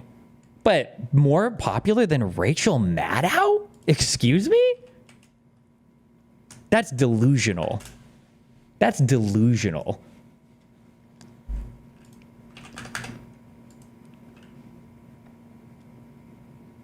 Oh, wait, somebody told me about this a while ago. I see as well. He does this weird thing where he's not doing YouTube shorts, but all of his video content is incredibly short form. Because I was looking at this, like, oh, this is a lot better. But now I'm seeing, like, this video, this is a minute-long video. 4.5 minutes, 4.5 minutes, less than 2 minutes, 2 minutes, 40 seconds, 6 minutes, 4 minutes, 3 minutes. Yeah, okay. I do not make 30 million. I do not make 25 million. I don't make 20 million a year. How is she going to, I know, how is she going to survive, you know? And are we going to talk about Ruben's finances? it's like she has to give an awful lot of that for taxes too, because I'm pretty sure she lives. So are you saying they make that much money? Because if they pay her... How is she going to survive, you know? And it's like she has to give an awful lot of that for taxes too, because I'm pretty sure she lives. So are you saying they make that much money? Because if they pay her that, they have to at least be making that to justify. Where's the money? If we were to take away the pharmaceutical ad money, that might be a bit different proposition. How much money does MSNBC make from pharmaceutical advertising as opposed to any other kind of advertising? What? Okay.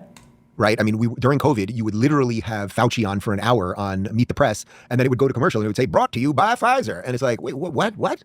The company... Thank you for that cut in here. Thank you. So important. Thank you. That this guy was just shilling for is sponsoring the news right now. So one of the reasons that this hasn't fully shifted yet, like you guys are obviously in a similar business that I'm in here. What kind of ads does Fox News run? Hello? What kind of ads do you run, Lil Gup? Who's your sponsors besides the Kremlin? Is that industries don't just die overnight, right? Like the dinosaurs, they're sinking in the La Brea tar pits, but they don't just sink immediately. It takes some time for them to sink. So there's an entire world that exists around ad sales and corporate structure of the dying mainstream media that hasn't fully moved over. If I was being paid per view in any way of parity that she's getting paid per view, I'd be making a shit ton more than her. Like, come on. Why are people allowed to say bad business shit like this? It's a finance podcast. YouTube is free to watch. You're not getting paid the same per view as you will on cable news. Also, there's a whole difference in terms of like licensing agreements, the distribution. There's a whole ass network built out. Like, it's not even remotely comparable. Like a cable TV viewer versus like a random YouTube, like 2-minute video viewer. Like, this is a... It's fine.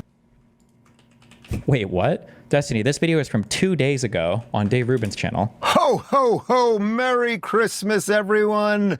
My Christmas gift to you is no politics. Today, I'm just reacting to 4 of my favorite scenes in Christmas movies. Here we go. Yeah, for this weekend, I'll see what I can do. I'm not gonna charge you. Just bring them on and see what I can do. Excuse me. I'm here to see a Walter Hobbs. I'm Buddy the Elf. You look hilarious. And below, I'd like to know your thoughts. Christmas Vacation is my favorite Christmas movie. I'd like to know your... Yeah, I got a thumbs up from Connor. I'd like to know your thoughts in the comments below. All right, here's number 4. It is It's just perfect. Did you see the new one there? The new one. It was a very Christmas story or something like that. You do realize that we can't serve liquor at the party. Yeah, I know. Damn it. Stupid corporate wet blankets. Like God story, prequel, something. Merry Christmas, everybody. The deep state strikes back with a clear message to create nuclear war as Trump transitions into office. It's confirmed NATO fires missiles into Russian territory, forcing Putin to the brink of nuclear war. We haven't been this close to World War III since the Cuban Missile Crisis, and folks, Putin does not mess around. If global disaster strikes, are you prepared? 90% of medications come from overseas. You need to cover the basis for your family's medical needs and prepare for any type of medical catastrophe. And the wellness company's emergency kits are your best defense against the unexpected. Packed with life-saving medications like ivermectin, Z-Pak, amoxicillin, and more. These kits combat bacterial infections, staph, bite wounds, UTIs, strep throat, and respiratory illnesses. Each kit includes their medical board-approved guidebook that walks you through how to treat different emergency scenarios. Ordering your prescription emergency kit is easy and fully digital. Answer a couple questions after checkout, and your kit is delivered to your front door. Don't wait until disaster strikes. Act now by heading over to twc.health/Ruben and use code Ruben to save up to $60 off plus free shipping. Right to jail. Like, right to jail. Right to jail. You go right to jail. That's it. Like, seriously? It can't be this stupid. It can't be this stupid. They're sinking in the La Brea. Using the symbol 4 is sponsoring the to you by Pfizer. And it's literally have Fauci on for an hour on Meet the Press. And then it would go to commercial and it would say, brought to you by Pfizer. And it's like, wait, what? The company that this guy was just shilling for is sponsoring the news right now?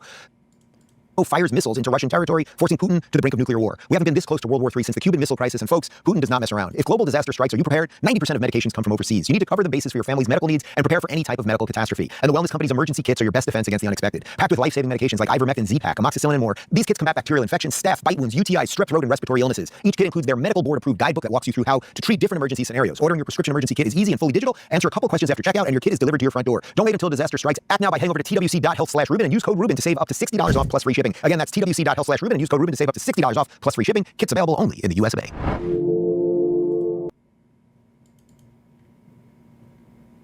Like, how shameless. What is ivermectin? Fucking, oh God. What do you call, is iridium a real thing, or is this in Stardew Valley, a fake material? Oh no, is it iodine? What do you take for radiation?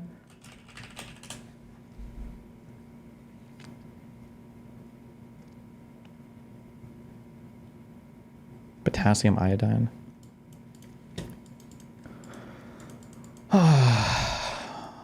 bro.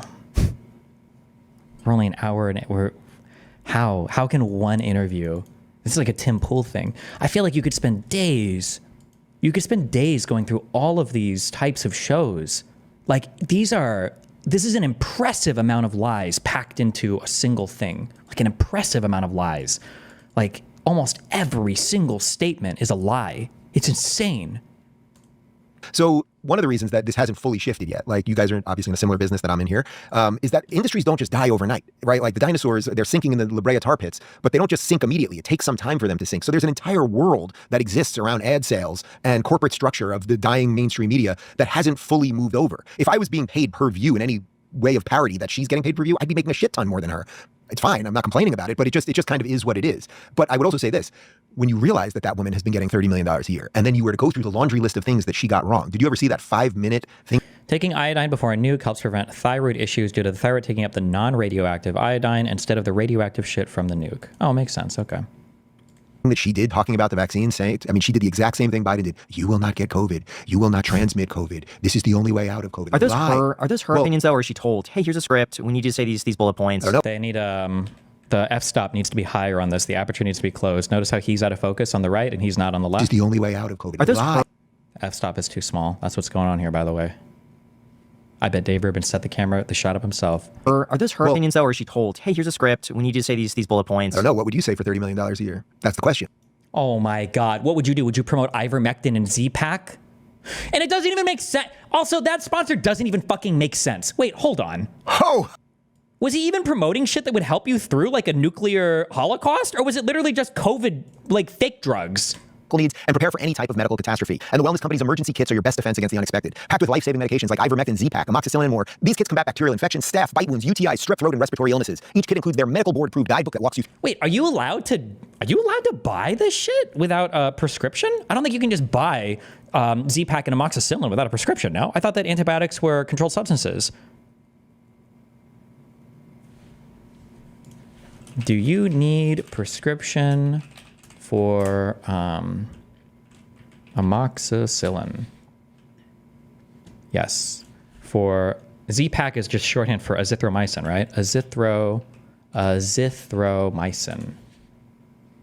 Yes. Wait, how are you even? Is this like a online? Is this an online prescription thing? Wounds, UTI, strep throat. That was for the UK. Well, why is there an American flag? Overseas. You need to cover the bases for your family's medical needs and prepare for any type of medical catastrophe. And the wellness company's emergency kits are your best defense against the unexpected. Packed with life-saving medications like ivermectin, Z-Pack, amoxicillin, and more. These kits combat bacterial infections. It's every bullshit COVID drug. Ivermectin, hydroxychloroquine.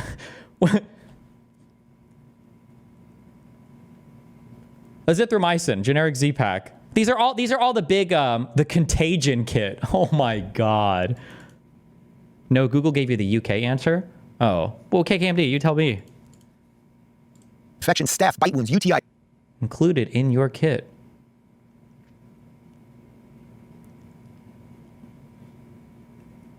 I feel like I heard them talk about doxycycline as well. I don't remember why, though.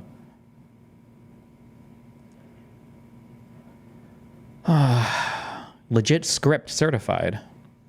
Strep throat and respiratory illnesses. Each kit includes their medical board-approved guidebook that walks you through how to treat different emergency scenarios. Ordering your prescription emergency kit is easy and fully digital. Answer a couple questions after checkout, and your kit is delivered to your front door. Don't wait until a disaster strikes. Act now by heading over to twc.health/Rubin and use code Rubin to save up to $60 off plus free shipping. Again, that's twc.health. Healthcare without the propaganda. This is evil shit, guys. This is actually evil shit. Dave Rubin fans save nearly $45 at checkout. Excuse me, I thought it was $60 at checkout. Excuse me. Okay, let's say that I want the with proven treatments. That means nothing. Okay, thanks. All right, add to cart.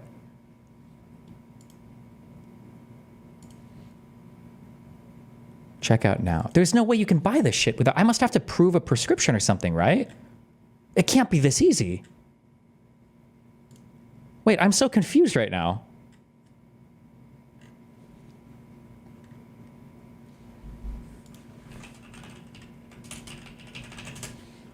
Buy it? Aren't all of these over the counter? I don't think generally you can buy over-the-counter antibiotics, because we've had an issue in the U.S. with overprescribing, or you might be able to buy like, I don't know, like penicillin or something. I don't even know what the fuck.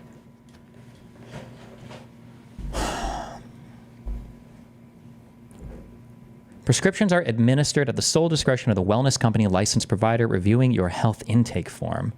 In the event of an allergy or other medical conditions that are a contraindication for medication, it shall be omitted from the kit without substitution. Available to U.S. residents only. Wait, what? So you just do a health intake form and they just ship you antibiotics? Like, talk about pharmacy shopping. This isn't like, not only is this cringe and unethical because you're abusing retards for money, but it's also like medically dangerous, right? How many people order this shit and like take a few antibiotic pills and like that's it? Just as a quick bullshit or whatever.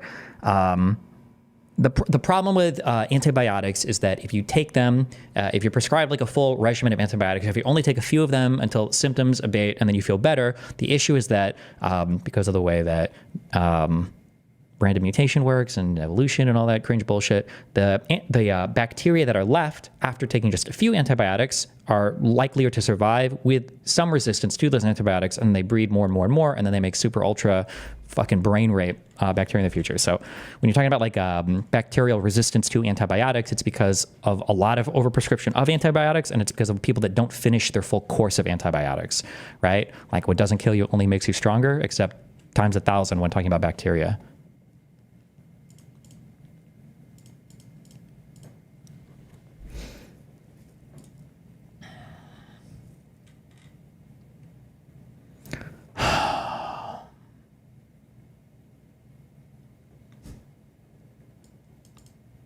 Jesus Christ, bro. Sorry. Okay.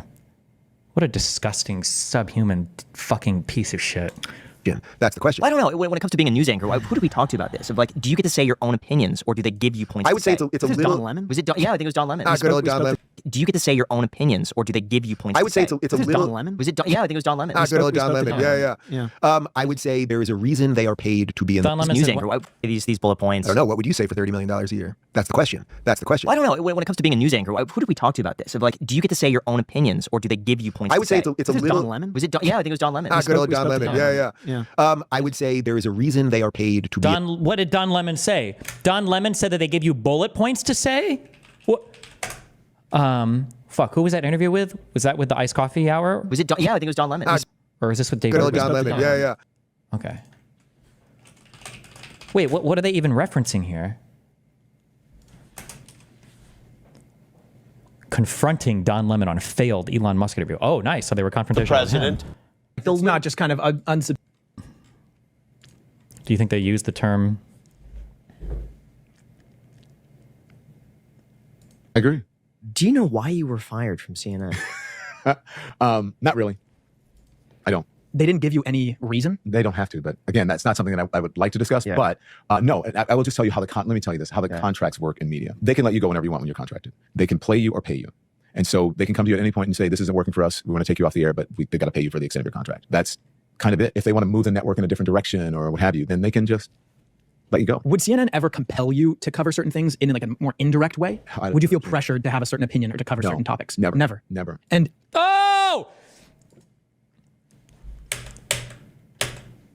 wait, maybe he'll say something more. Hold on. Also, Tucker Carlson happened to be fired on the exact same day, which is pretty crazy. You think that was coincidence? There's theories online. It's weird. You know, there's 365 days a week, which is opinion or to cover. CNN ever kind of it. If they want to move the network in a different direction or what have you, then they can just let you go. Would CNN ever compel you to cover certain things in like a more indirect way? Would you feel pressured to have a certain opinion or to cover certain topics? Never. And also, COVID. Are those her opinions though, or is she told, hey, here's a script, we need you to say these bullet points? I don't know. What would you say for $30 million a year? That's the question. That's the question. Well, I don't know. When it comes to being a news anchor, who do we talk to about this? Of like, do you get to say your own opinions, or do they give you points? I would say it's a little. Don Lemon. Was it? Yeah, I think it was Don Lemon. Good old Don Lemon. Yeah.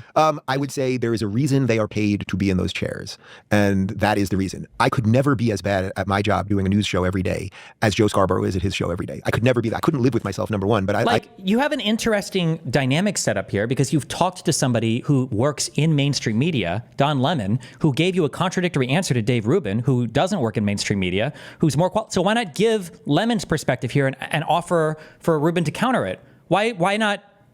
Like why not actually bring up?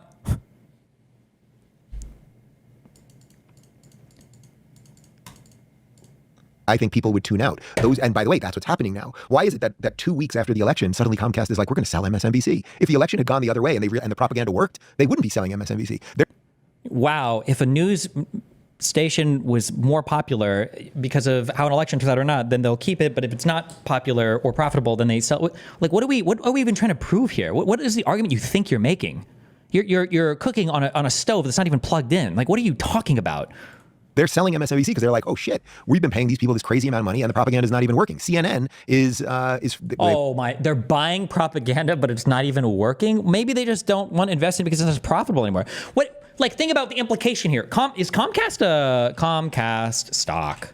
Is this large enough to be like a publicly traded company? So all of the investors in Comcast, the board of directors and everybody else is like, now we know that this is like a mega unpopular news station, but we're just going to go ahead and pour all of our money into doing propaganda and, fuck the shareholders, fuck our investments, fuck everything. Like, what are we talking about? Like, oh shit, we've been paying these people this crazy amount of money and the propaganda is not even working. CNN they've just announced that they're going to fire a bunch of their on-air talent. It's like, why would you fire these people just after an election? Oh, they're not really good at whatever it is you've put them out there to do. So I'm quite enthused that this is happening. But if you really think about it, you're basically asking, are there... Also, remember, whenever Republicans say mainstream media, or whenever conservatives, no Republicans, when they say mainstream media, that's code word for liberal media. Always. It's always. Because every single time they bring up mainstream media, they are only criticizing CNN, MSNBC.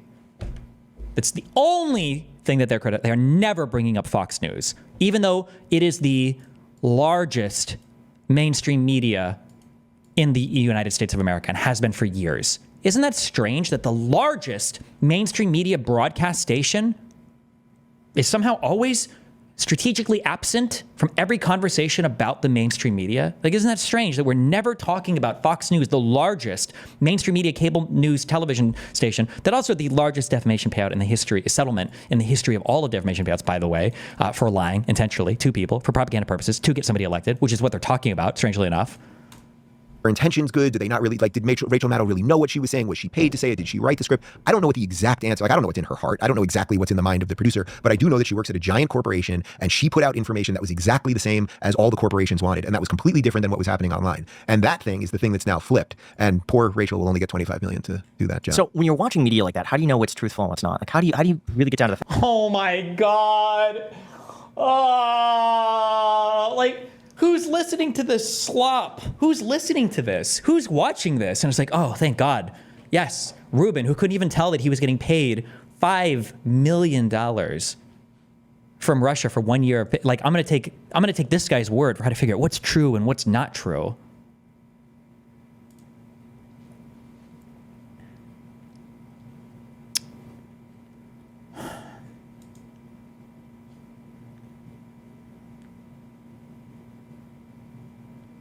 The best response to Elizabeth Warren's ha ha ha, the Doge already has two people to do the job of one, real efficient with some extra ply. You're just jealous that Vivek is a real Indian. I can't tell if this is an incredibly clever insult or an incredibly retarded insult.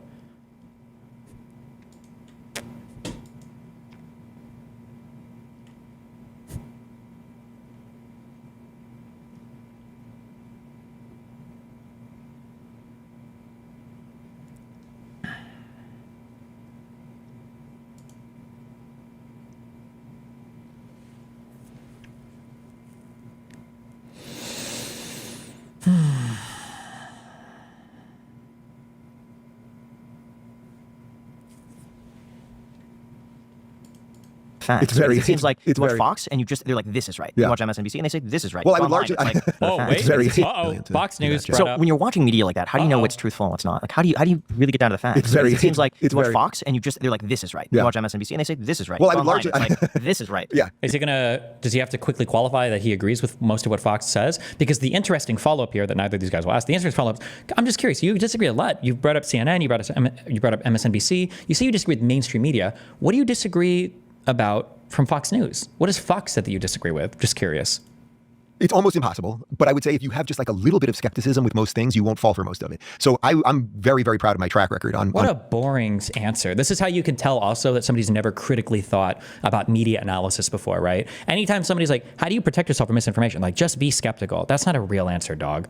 That doesn't mean anything. What do you mean? Be skeptical. Everybody's somewhat skeptical about everything. That's not a real answer. That tells me that you've never in your life thought about protecting yourself from misinformation. You don't know how to tell a good source from a bad source. You don't know how to do research. You don't even have any like cute little protective mechanisms for your mind to figure out like if you're being lied to or not. You have nothing. Like, that's right. You watch MSNBC and they say, this is right. Well, you I would largely. It's like, this is right. Yeah, it's almost impossible, but I would say if you have just like a little bit of skepticism with most things, you won't fall for most of it. So I'm very, very proud of my track record on most of the issues. I didn't like taking $5 million for a fucking low view show that you sold to a Russian propaganda shell company. That's what you're proud of? Fall for the Russia hoax. I didn't fall for the very fine people hoax. I didn't fall for the COVID. Notice how every single thing is about Trump on his side, and every single thing he would side with Fox News on. Nonsense, or some of the other things that I mentioned. When you remember the Jesse Smollett story, it was like somehow why is it that AOC and Kamala within 5 minutes had both tweeted this proves white supremacy in America and black people are under assault and everything else, and the entire thing turned out to be a hoax. And yet when I saw the story come across, I was like, I don't know, something seems a little fishy about this. This seems a little bizarre. They found him in the Subway sandwich and there was a noose and they yelled, "This is Trump country." I was like, I don't know, this just doesn't sound right.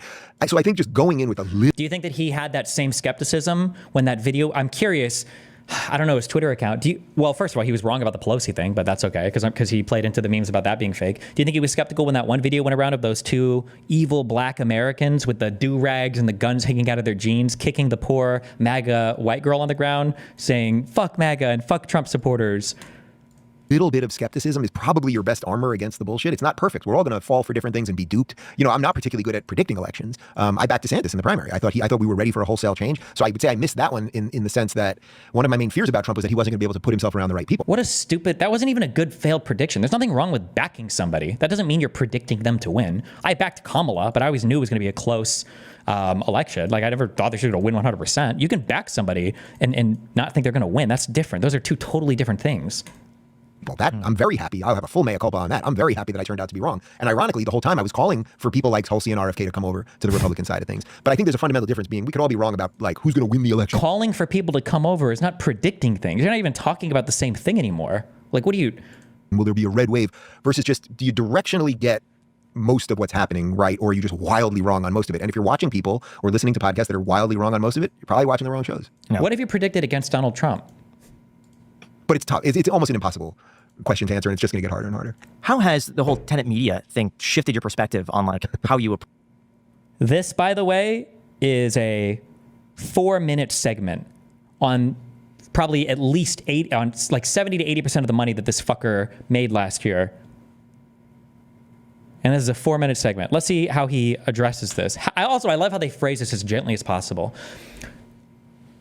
For Don Lemon, it was, do they give you talking points that you have to adhere to? And for Dave Rubin, it's, how did the tenant media thing kind of like change your, how did it kind of like change your views on things a little bit? Like, did it like make you think, did it make you look at like the tenant media's? Like, to answer, and it's just going to get harder and harder. How has the whole tenant media thing shifted your perspective on like how you approach just information or what you're told or coming to your own conclusions on things? You know, I did a 10-minute or 15-minute interview with Megyn Kelly about it, and I basically said that was the last time I'm going to talk about it. Okay. But I would give you like 30 seconds of Lauren Chen, who was running Tenet. I've known her for a decade. I talked to Tim Pool about it and Benny Johnson and some of the other guys, and I asked for more information about who the backers are. I spoke to someone on Zoom who it's unclear who I spoke to, but that was through Lauren. And I would say you just need to be as skeptical. It's actually the exact same answer I just gave you. You should be as skeptical even when you know someone for a decade and you ask for information and you ask for resumes and you speak to someone that you might be told is a benefactor or anything else. You should just be as skeptical as possible. But I will also say in no way did that affect my content at all, period, zero, nor was I asked to, which was the bizarre part of it. But like you didn't need, so your skepticism completely and utterly failed you there. So then it sounds like that's not a good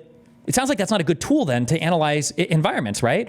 You're telling me that you had a friend of 10 years lie to you about something. Maybe then there are other tools that you could have applied. So for instance, if somebody comes to you with a business deal and the money that they're offering is far greater than any other equivalent offers, maybe that could be a thing that makes you a little bit skeptical. When they have no history of doing business in the industry, maybe that could make you a little bit skeptical. When you compare your contract to the contracts that other people were offered, maybe that would make you a little, within the same org, maybe that could make you a little bit skeptical. Like, what do you mean? There's a million ways from a business perspective that you can be skeptical about this. He didn't name any of them. He said, well, I knew Lauren Chen for 10 years. I would rather leave it at that. I looked into it. And then he doesn't. Nice. Good one. Wow. A pretty good amount. And I read the indictment and everything. Yeah. And it seemed, and I watched a ton of media too, from people on the left, people on the right. Like, sure. Oh my God, he's going to carry water so hard for him. I think we might even listen to some of those. I saw it and I didn't see you doing anything wrong at all. I know David Pakman was talking about it. Sam Cedar was talking about it. I watched a Legal Eagle video on it, which I thought was really good. And it truly did seem like you had no idea. And well, that's the thing. Even the DOJ sent me an email a few days later saying that we believe you're the victim of a crime here. I wasn't accused of anything. Actually, the funny part about it was, and I said this to Megan, so it's worth repeating if you guys want to talk about it. The funny thing is, I'm so used to reading dishonest things about myself. If the New York Times ever writes about me, it's dishonest. Or if any, all these, whatever it is, always something dishonest, or they misquote something, or they take the word not out, or something like that. When I read the indictment, I was like, they take the word not out? That's not a misquote. That would just be an egregious lie. Give an example of that. Or whatever it is, always something dishonest, or they misquote something, or they take the word not out, or something like that. When I read the indictment, I was like, oh, I'm commentator number one. I figured that out very quickly. And I was like, this is all true. I did ask who the backer is, and I did ask for a resume, and I did ask to speak to somebody, and I did make sure they'd have no control over my content, and a series of other things. So it was very bizarre to suddenly be in a controversy where I was like, oh, the thing I'm being accused, I'm not even being accused of anything. I'm the victim in this thing, and the DOJ is doing the right thing. Yeah, that was like the craziest part for me. People are going to... Oh, so when the DOJ sides with me, they're doing the right thing. But when the DOJ is against me or against somebody else, then they're doing the wrong thing. Also, not the DOJ. This is Biden's DOJ. Remember that. Because if this was Trump's DOJ, you would be hearing endless slurping of how great it was that Donald Trump's Department of Justice was able to investigate these Russian people and they didn't hold any of these poor, innocent little content creators accountable. And how is it that Biden's DOJ, the same ultra corrupt DOJ that went after Trump for all these horrendous bullshit charges around Russiagate, by the way, why are they treating you fairly? Like, how is this not a question that we could spend a whole hour on that?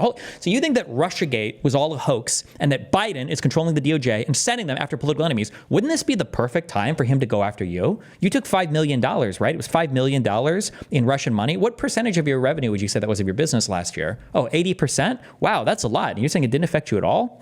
That's hard to believe, but okay.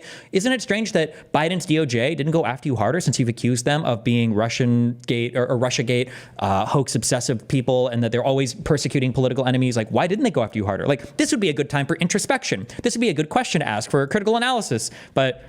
see the amount of money you're getting paid, hundreds of thousands of dollars a month in this contract. And they're just gonna be like, you can't be a victim while you're making that amount of money at the same time. That I feel I'm not saying I'm a victim. First, a victim was their word. I don't regret anything that I did. I did a silly show for them. The funny thing is this had nothing to do with Rubin Report. Do you even know the show that I did for them? I'm guessing you don't. Yeah, was it reacting to things or something? Yeah, it was called People of the Internet. And what we did in the morning was my guys would literally select nonsensical viral videos. And I wouldn't see them in advance. I didn't even know what they were. And then I would just watch them live. And it was like, oh, fat girl goes into Wendy's and gets hit with a hamburger. And then I'd be like, oh, that was something. Like, the show was so stupid and so ridiculous. And yeah, So I was confused what they got from that. Like, even Grant is his name, right? Or is it Stephen Grant? Even, is it Stephen? But it's like with a PH, right? Even he's asking a question here that a skeptical person might ask, like, isn't it a lot? Oh, Graham, not Grant, Graham. Even he's asking a question that an ordinary business, like, isn't that a lot of money for a bullshit ass show that was getting no fucking viewership? That's what I guess you'd have to ask them, or you'd have to ask Laura and Jen, I suppose. No. How about we ask you, because you got paid the money, you fucking moron? What do you mean, ask them? Didn't you get the money? Shouldn't you have some fucking idea? What they got from that. That's what I was. I guess you'd have to ask them, or you'd have to ask Laura and Jen, I suppose. No. Yeah. It reminds me somewhat similar to like Sam Bankman-Fried. Yeah, I mean, the only other thing I would say is it's a weird thing to think that you could know someone for almost a decade that exists in your space, and that they would try to dupe you and other people that you know and everything else. But again, crazy that somebody you know, also that you know for a decade. Excuse me, know how? Like, you did some content together? Have you guys lived with each other? Known how? Come on. Like, they're just people that exist in the same space as you. What are you talking about? Well, were you guys like personal friends? Are there wedding photos with these guys together? Maybe there is. I don't know. The funny thing is, we've been talking for an hour here. You guys haven't asked me anything about Russia, Ukraine. I think I mentioned something about Ukraine, or one or two things. the general money state of affairs. It's just not even on my top 10 things. It's been ramped up now because it feels like the war might go hot at any moment. But like the biggest Dave Rubin fan in the world is not watching me because of my hot take on Russia-Ukraine. I do free speech stuff. I do tech stuff. If I'm going to do foreign policy, I'm much better versed to talk about the Middle East. So the whole thing was extremely bizarre. I have no idea. Like I have literally no idea. Did Lauren know? I have no idea. Yeah. Now, I got a question for you. What do you think is a valid criticism for yourself, objectively? Well, people used to say, it's funny, people used to say. Oh my God. Are we actually going to get a valid criticism? Is it going to be one of these like interview questions where it's like, what's your biggest flaw? And he's like, I'm too honest sometimes. I'm too honest and I give people too much charitability. Those are my biggest flaws. I'm too honest and I give too much charitability to people. And for you, what do you think is a valid criticism for yourself, objectively? Well, people used to say, it's funny, people used to say that as an interviewer, I was too like a softball interviewer or something like that.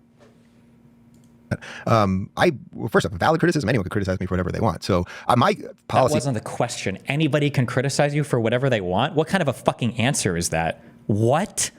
On interviewing, which has shifted actually a little bit over the years, but my general policy on interviewing was my hero was Larry King, and growing up, and I became very good friends with Larry King over the years, and he was a mentor and a friend and sort of like a bonus. It was like half dad, half grandfather for me. But I remember growing up watching CNN, and this guy on any given night, he'd have the cast of Seinfeld on one night, he'd have the Pope on the next night, he'd have Magic Johnson on the next night, he'd have the Animal Guy on the next night, and then he'd have Earth, Wind, and Fire on the next night. And I was like, he treats everybody the same. He asks them interesting questions. You get to find out a little bit more about them, and it's pretty great. So when I started interviewing, that was really my policy, and I still think that's the best way to interview somebody. As a general rule, I find that if you, well, it's similar to what you guys are doing here. You're asking me questions and you're letting me talk. And it's like, if I don't know what I'm saying, at some point, you kind of see the person wrap the noose around their neck. Yeah, you've hung yourself like 50 times in this conversation. That's why one or two things that you've asked me very specifically about the economy, like I don't have a problem saying I'm not an expert. Which I admired that. And I want to take a second here to say that was really cool of you to say, not just to continually pat you on the back. I'm just saying, it was good that you actually said, I don't think this is my area of expertise. I probably shouldn't listen to me in terms of this. Well, thanks. I mean, I don't. Because you asked him when they asked about the mortgage thing, that's because you pushed him to give a single specific, but he already gave all of his answers around that. He just said that I can't answer this when you pushed specifically. And wrap the noose around their neck. That's why one or two things that you've asked me very specifically about the economy, like I don't have a problem saying I'm not an expert. Which I admired that. And I want to take a second here to say that was really cool of you to say, not just to continually pat you on the back. I'm just saying, it was good that you actually said, I don't think this is my area of expertise. I probably shouldn't listen to me in terms of this. Well, thanks. I mean, I don't mind doing that because I'm not the sum of all things. And also, I'm an interviewer. I tell people what I think, On your program yesterday too, you made a correction, which I saw, and when I saw that, I was like taken aback because I never, and I'm saying like never see anybody from like legacy mainstream or even like the daily shows, like daily podcasts. What are you talking about? Legacy media post corrections to article. Have you even read a single anything in your entire life? People literally heads rolled. People got fired over COVID and Trump bad reporting shit. Heads rolled for stuff like this so that they got wrong. And there are editorial notes at the tops of articles all the fucking time when they make changes and things. What are you talking about? The things I listen to, like people rarely ever say like, hey, I made a mistake. I said something that was inaccurate and here's me correcting this. I said it yesterday. I found out very quickly that it was wrong and here I am like correcting it on my main thing. Well, thank you. On your main program. That's actually like websites literally have whole pages dedicated to corrections that they do on stuff that they've reported on. Oh, well, I'm curious what the correction even was that Dave Rubin made. Like yesterday on my show, guys, I said that when Donald Trump got an erection, it was 10 inches long. I've actually corrected that. It's actually 14 inches long. It wasn't fully hard when I saw him last. Like, what was the correction even about? Oh my God. Really, probably the nicest thing you could say to me because it's not a big deal to me. It isn't. And it's weird. So Phoenix, my producer, who's here. He knows like if I get something wrong, it doesn't happen that often, but you might get a number wrong or I'll slightly misremember. What was it? Like the Elon thing? I don't know. Was I there in September of 21 or was it a few months after? Like some little thing. When I get the proper information, I think it's nice to fill in those blanks. And also, I don't think you have to be everyone wants everyone to be an expert in everything. So I would much rather, like if I was sitting down for a 5 hour, someone was going to interview me for 5 hours and we were just like listing out the things that I'd love to talk about, like the free speech stuff, the media stuff, that's what I love talking about. And I've been right in the center. You haven't even given any like hard factual, even the things you said conceptually are stupid at best. Of it, and I think it's my core competency and that I've been able to communicate that really well and my life has been deeply connected to it and I started companies because of it and everything else. So like that would be my like favorite place to be. Like the economic stuff that we did here, I like doing it from like a more like light sort of philosophic presence. Like I'm not an expert in the economy. Light philosophic presence, meaning can I say things with little to no substance that are not even wrong because I'm not even making a strong claim and then we can all just kind of like vibe out and I can get paid way too much money to do that. But I know the precepts of liberalism or classical liberalism or libertarianism and I have the general notion of how I want the government to work.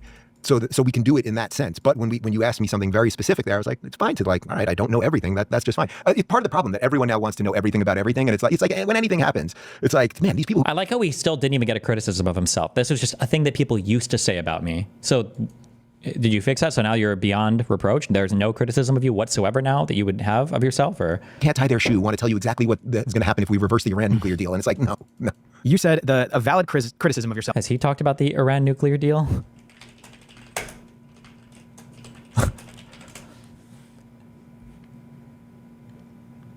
Iran nuclear deal breakdown. Decertifying the Iran nuke deal. Come on in. The former mayor of Shiloh in Israel, David Rubin, a frequent guest on this program. Our window into Israeli politics. Can I call you that? I'm happy to be there. Okay, well then you are. That's who you are. The influence of Iran and its power and position seems to be great. Is that Benjamin Netanyahu? Oh, it's John. Live television, got you. Wow, Dave Rubin has changed quite a bit as the years have gone on. I ran to get here, but we're between a rock and a hard place. It's really a mess. Officials had set a deadline of March 31st for a framework agreement to control Iran's nuclear ambitions. However, after intense negotiations, obstacles remain on uranium enrichment, where stockpiles of enriched uranium should be stored, limits on Iran's nuclear research and development, and the timing and scope of sanction relief, among other issues, according to the Associated Press. All right, so basically it sounds like we're shelving this thing till June, because I know we all really want to hear more about the Iran deal and the secret negotiations. Sounds like it's going to be a framework agreement, not a final agreement. It's all about words and trickery. I read a lot. I'm on Twitter and all that stuff. I don't know who to trust with this thing at all. So first off, June, do you think that makes any difference, really, pushing this thing? They've been talking about this for years. Do you think adding 3 months is going to help us get there? I guess the real question is, what is the intelligence that we have that says that they are closer than ever to actually producing a nuclear weapon? Because it sounds like the Obama administration thinks that the restrictions that are going to be in place, that kicking this thing down the line is actually going to extend the amount of time that it would take for Iran to produce something. Right. But as you said, we've been talking about this for years. Why is it all of a sudden Iran's like, oh, we should make nukes? Right. It's a great idea. So isn't this all about who you trust? Like everyone keeps saying, does the U.S. trust Iran? Does Iran? But it's like, I don't even trust our media to report it about them. So how are we, as like normal people, how are we supposed to decide who do you trust when it comes to listening to this stuff? I mean, okay, I don't know any of the people. I don't know either of these two people. What changed in 8 years so quickly? Okay, I'm probably still going to disagree with this video, but she was at least able to represent the Obama admin's perspective on it, that we're pushing back their ability to obtain nuclear. She was at least able to present that correctly, like what the goal was. And then he's brought on 2 other people to ask questions about it. I don't think you can really trust anybody anymore. Like, they've been saying Iran's close to making a bomb for the last 25 years. It's like, what are they doing? Some like tantric bomb making? Like, they're building very slowly. They're so close. It's like eventually, like, when's it going to explode? Like, when's it going to happen? But like at this point, how do you even take it seriously? Like, to me, it seems like trying to get a development deal in Hollywood. It's just like you keep getting the details. It's like, well, they want to develop this script. Like now, it's like, well, let's do this. Take 3 months and like decide what we want to do here. It's like, well, we'll wait a year, and it's like they take your development deal away, and you're like, I fucking hate Iran. I like how you made the nuclear weapons in the Middle East about your development. It's the easiest correlation for me. You have to make things. I feel their pain. It's like, you just want to get the script made, and they're like, but. Yeah. So as part of it, that they've literally, everyone's been talking about this for so long. Like, that's why this seems so ridiculous to me. Because literally, people were talking about this in Congress in the 80s, and we're still talking about it. I don't know that it's any scarier now. Maybe it is scarier. I think for me, part of the real situation here is that, like, who are we to tell another nation? And granted, I don't want Iran to have nuclear weapons. I don't think that's a good idea. So there's a philosophical part and like a real part, but right? yes, who is America to tell other nations that they are not allowed to enrich uranium, that they are not allowed to stockpile these weapons, when we are the world leader in nuclear weapons, and we're not willing to even meet anybody. Oh wait, was he a lefty back here? 9 years ago in 2015. Way. I mean, I remember watching Countdown to Zero, that amazing documentary about disarmament, like 5 years ago, and just crying because I was just so depressed by the fact that we are not setting a good example here. And the truth of the matter is, it's easy when we live in America and we sit on this cushy couch to go. He left the Young Turks in 2015, so probably. Oh, okay. Would be that you did softball interviews, that you maybe didn't interview as hard as you should have in certain things. What do you think is? Well, I'm saying that's what people said about me. Well, from a personal internal perspective, what do you think is a valid criticism of yourself? You know, it's interesting. I don't have many regrets, because I think if you line things up properly in your life and then things start working, which they largely are working for me right now. I'm in a good relationship. I have 2 kids that are thriving. I have businesses that are thriving. I'm surrounded by people that are thriving. My 2 best friends on this earth are my 2 best friends from childhood. I think that says a lot about me. But I would say one thing for sure is earth. If you from a personal internal perspective, what do you think is a valid criticism of yourself? You know, it's interesting. I don't have many regrets, because I think if you line things up properly in your life and then things start working, which they largely are working for me right now. I'm in a good relationship. I have 2 kids that are thriving. I have businesses that are thriving. I'm surrounded by people that are thriving. My 2 best friends on this earth are my 2 best friends from childhood. I think that says a lot about me. But I would say one thing for sure is I was best friend. Yeah. Wait. You just said that you couldn't trust long-term friends, right? Didn't that happen with Lauren Chen? But closeted way too long in my life about my sexuality, and that it's very hard to live one life as a human being, like one honest, authentic life. It's really hard to live 2 or 3 or 4 or 5. And I think that did damage to me and delayed me in certain senses and whatever. And I've largely gotten over that. But even the things that you get over in life, you have the. He can't give a criticism of himself. What is he, a narcissist, or is he just can't do it in front of an audience because they all have to be gods? They all have to be perfect. Like, why can't you give a single criticism of yourself at all? Like, seriously, they must push him on this. No ghosts of that kind of sit with you. So I sort of wish I would have dealt with that a little bit. What was it like to come out? Did you find that people were not accepting? No. No, it was way harder to come out not as a lefty. It was way harder to be like, I'm not a progressive than it was to come out as gay, I suppose. But also, I'm from a different generation. Like, nobody really cared back then. I mean, that's sort of why I see this 80s, 90s revival coming. Nobody really cares who you sleep with or like what you're doing.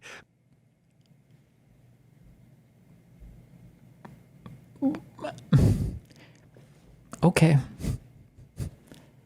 And even backstabs his gay brothers and sisters. Gross. He's even a gay backstabber. Jesus. So anyway, to really answer your question, like coming out, it's not really fun for anybody, but I would say it's, some people, as Homer Simpson said, Marge, I like my beer cold and my homosexual is flaming. And I'm not that flaming. So like a lot of people just had no idea. I play basketball, I like video games, like I like normal guy things, whatever that is. So people were more like shocked by that. But by the way, there's plenty of people like me, you know what I mean? And there's probably more people like me than the other way. But if you're over I actually, when I was first coming out, I kind of liked people that were more over the top gay in general, because I was like, oh, you just are who you are. And there's no weirdness, where I was like, there must be something wrong with me because I act this way. So, but you live and learn, I suppose. Yeah. Was there any negative consequence of coming out? Go back to you say you have no criticism of yourself now. You're perfect now. You've made it. You've achieved perfection. Like anything bad that happened to you that was unexpected? No, I mean, you have your struggles. Everyone has certain relationships. You're going to have some. My dad wasn't thrilled at first, but has completely come around and loves my kids and me and everything else.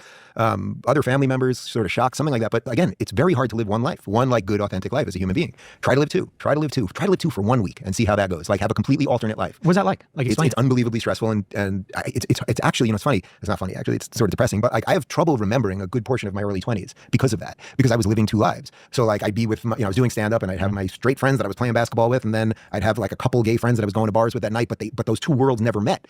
And it's very weird. You end up lying all the time, even if you're not directly lying. Like I wasn't really directly lying to anyone, but it was like, it was constant lying of omission. People would be like, where were you? And I was downtown. Well, okay. Then they would kind of leave it there. They didn't know what I was doing downtown, or you just end up lying all the time. And, obviously Jordan Peterson is very important to me personally and professionally. And, one of his main things is you shouldn't be lying because it's you're going to end up with the worst of all conclusions one way or another. And I think the more that all of us escape that, the more we can get out of this mess that we're in. This might be too. Okay.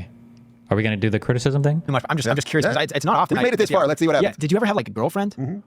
And I've probably banged more girls than the two of you combined. Actually, probably. I mean, probably. Yeah. Definitely. Like, how? How did you do that? Wait, and you're a certain age, like it just works. Like it just works. It just works. It just works. Interesting that you were with girls. And was there ever a time where you thought you liked it? There are a lot of. Also, guys, I'm straight. I know these questions. He's a virgin. I don't even think Dave Rubin has fucked his husband. Dave Rubin is a virgin, 100%. This is the most virgin answer I've ever heard in my entire life. Make it sound like I'm like crossing the line. Now we're starting gearing into. I'm just curious because it's a little thou doth protest too much now. It's interesting because I was talking to Graham before this because obviously the topic came up. But I was like, it's so rare that you get to talk to somebody who has a complete different experience of life. And I'm not saying that like just because you're gay it means that you're completely different than me. But like generally speaking, I wake up in the morning, I have coffee. Generally speaking, I'm guessing that the thoughts in your mind are different than the thoughts in my mind, like a pretty predominant thought for a good amount of your life. So it's like you have a different experience, different lens that you're experiencing life through. So it's interesting to ask these questions to somebody. I have actually no problem with this. Again, it's not like it's always funny because I'll have people that literally will be watching me for 2 years and then I'll see a comment like, Dave, never mind, I'm getting trolled. Didn't know you were gay, and then you just offhandedly mentioned something about your husband or something. And I kind of like that because I'm like, well, I'm doing a news show for the most part, so I don't need to bludgeon people with my sexuality like any more than Wolf Blitzer would bludgeon anyone with his sexuality. And nobody wants to think about that. So it's like, gay? No, but that's not that I know of, but yeah, you never know. Really was. Yeah, Wolf, who knows? I wouldn't judge him either way. But you get the point. Nobody wants to think about Wolf Blitzer. Everyone's pitching Wolf Blitzer naked. Oh, right, God. Okay. But I would say it's just like this is what the most twisted part that they've done in the last decade or so with identity politics is made you think that these things that are immutable about you, whether it's your skin color or it's your genitals or your sexual attraction or whatever it might be, that these are the most important things about you. And they're just not. They're just not. But if you make people focus on those things all the time, they will become much bigger than they actually are. And that's why there's very few people on Earth. Legitimate question. Is it normal for closeted gay people to have sex with women? Yeah, they definitely can. Closeted gay people can have fucking families and not come out until they're in their 30s or 40s. There's some crazy like double lives that these people can lead. That have ever come out of the closet and been like, boy, I regret that. Because if you live your authentic self, then it's probably better than all of the other versions of yourself that you could have lived, right? And so that to me is, you in some sense, you have no choice. How is his life and his perspective interesting in any way? It's as boring as they come. I actually totally disagree. I think he has a fascinating life. And subsequently, he would have a fascinating, or consequently, he would have a fascinating perspective. You're just not getting any of it. This is all just slop that he's giving to conservative audiences to win over conservative viewers. That's it. I think that the idea of being like a gay conservative who's had multiple large conservative figures tell him to his face that he doesn't support his lifestyle and like all of that, like what was it like being gay in a progressive world versus being gay in the, like I think that's very fascinating, very interesting. But you're not getting any actual insight or conversation about it because he's just trying to pander and grift to the conservative audiences. You guys probably know somebody that's closeted. You probably do. You may not know you do or you don't. But we've all been around people that you're like, maybe, she really does love rugby, that girl, and she hasn't had a boyfriend in 30 years. Or the guy who's like constantly going to musical theater. I don't know, whatever it might be. And it's like, they're not, until they like, if your friends don't know who you are, actually who you are, rather than who you're pretending to be, or your family doesn't, like, you're not going to get to whatever the end of the road that you're supposed to do here is. You just won't. And I don't know that I'm going to get to the end of the road, or any of us, whatever the purpose of life is, basically. I think it's largely, it would be some Jungian version of like, or if you watched Groundhog Day, it's like, I think we're here to solve as much of our shit to the best extent that we can do it.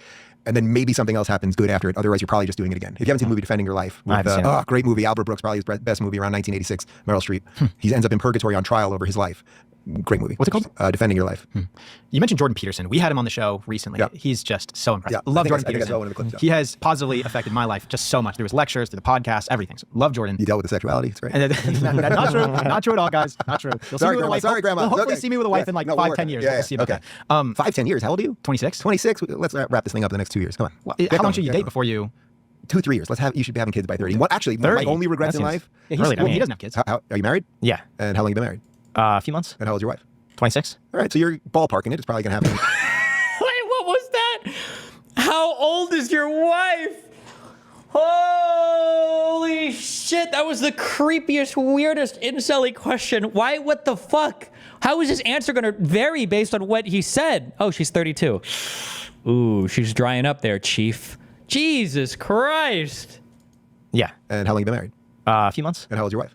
26. All right, so you're ballparking it. It's probably going to happen in the next 2 years. That would be my. Maybe 3 to 5. I've said. But even that's a long delay than what our grandparents did, where they were all basically having kids at 21, 22, sometimes even younger. I'm not saying that was perfect, but I do regret that we didn't have kids till I was 46. And it's like I play basketball with these guys now, which is a great group of guys, mostly ages between about 35 and some into their mid 60s. And the guys that are in their 50s and 60s over the summer, they were bringing their kids who are now in college, and they were playing with us. And I was like, how cool that these dads get to play, and this 55-year-old guy gets to play with his 21-year-old son. I didn't have kids till 46. If I want to be playing with my son when he's 16, 17, I really need to still be in as good shape as possible. Am I bad at math? How cool is it that these 55-year-old guys are playing with their 21-year-old sons? Isn't that implying that they had kids when they were when they were 36? Not in their 20s? Ages between about 35 and some into their mid 60s. And the guys that are in their 50s and 60s over the summer, they were bringing their kids who are now in college, and they were playing with us. And I was like, how cool that these dads get to play, and this 55-year-old guy gets to play with his 21-year-old son. So I didn't have kids till 46. If I want to be playing with my son when he's 16, 17, I really need to still be in as good shape as possible when I'm in my mid 60s, which then started getting me in better shape even. So there's other so there's a good thing. It gives you reasons to. Kids born to parents younger than 25 or older than 35 typically have worse outcomes. Actually, I don't actually know if that's true. I know that like rates for things like Down syndrome can increase very slightly for women. It's like 1% higher risk. I think it's when you hit like 45 is when you get into huge, or you start to get into much bigger things, maybe around 40. I think that like biologically speaking, you might be suited more to carry a child when you're like 24 or 25. But I think when you're older and more financially stable, I think the outcomes are better when you wait a little bit longer. Yeah. But I would have to go and look up numbers on this. So it's just, but it would be a lot easier had I done it way back. Removing sexuality for a second and complexities around that and everything else. I'm just saying, as a general rule, seeing those guys like, oh, you had kids. Like my best friend, my buddy John, I met him, we were 4 years old. I met him the first day of kindergarten, literally remember meeting him. Now it's 45 years later, basically. He has a 23-year-old son. So think how funny that is. I grew up my whole life with this guy, and now it's 45 years later, basically. And my buddy John, I met him, we were 4 years old. I met him the first day of kindergarten, literally remember meeting him. Now it's 45 years later, basically. He has a 23-year-old son. So think how funny that is. I grew up my whole life with this guy. Yeah. He has a 23-year-old son. I have two. But all that work in the beginning, you were able to maybe put into your career. Yes. And reap all the benefits of that early on, so that maybe you could chill a little bit more later in life. That's the way I kind of see it. Absolutely. It is very possible, if not probable, that had I not focused on my career the way I did, and maybe it was for some of the wrong reasons, like doing stand-up at night made it very easy to have an excuse as to why I was not dating. I now realize that. I didn't realize it at the time. But basically everybody would be like, oh, you're not dating, guy. Well, you're in the clubs every night. I was doing stand-up literally 6 or 7 nights. You were also closeted gay, no? Hello? Was this not a bigger impact? A week for 10 years, something like that. So again, it was sort of like a lie. When did he come out again? How old was he? Like, wouldn't that be an argument against what you're saying? Like, imagine if you had kids when you were 21 before you'd come out. How old did he say when he came out? Imagine if you had kids first and then came out as gay. Wouldn't that have like destroyed your entire fucking life and your children's lives? But maybe all of the energy and everything that I put towards that it clearly led to some skill set that led me to be able to be a talk show host and everything else that I do. So it's a regret, but I would say, yeah, there's probably a little asterisk there because it did lead to obviously other things that were good. Yeah. So on Jordan, I know one of the things that he like really popularized him was the Bill C-16, which is like basically mandating that, well, they tried to mandate use of preferred pronouns with like actual, I don't know if it was criminal or some sort of like penalty if you didn't obey that law. I'm curious because he's a proponent of free speech. You're a proponent of free speech. What do you think the media's role in terms of like, should they have like some sort of obligation to tell you the truth? Are they? Is there some sort of law that they should then be obeying, or would that then go against free speech if they just want to say whatever they want to say? Because they have a lot of power. They can influence elections. They can do so much. Should there ever be laws that force the media, hold their feet to the fire a little bit? Or do you think that's an infringement of free speech? Yeah, the one-word answer is no. I mean, there's no law that you could put in place that will force them to tell the truth. And you can always whittle. I mean, this is what lawyers do at trials, like getting people to whittle away and say things in certain ways so you're never really saying the truth or anything else. Like, we don't need more laws right now. Actually, what we need is exactly what happened. The media lied about so much. We've already illustrated it several times here. That what happened? An entire new media ecosystem developed. Jordan Peterson, who I believe to the extent that someone might actually be a prophet on earth, I believe he could be. Like if you view the world, if there are prophets, if there are angels, if there are people that have some gift that is beyond us, I think Jordan has done more good for this world than certainly anyone that I've ever known or been in contact with or anything else. Why Jordan rose? Because he went against the government that was trying to infringe on free speech. So I don't know that there could have, we have, from an American perspective, of course, because we have the First Amendment, we have all the laws we need around speech. I do not want any more laws. You know, basically, you can't violently threaten somebody, you can't yell fire in a crowd of deer with the intent to do harm, and then we have incredibly tight libel and slander laws. That's it. That basically is it, and I'm completely fine with that.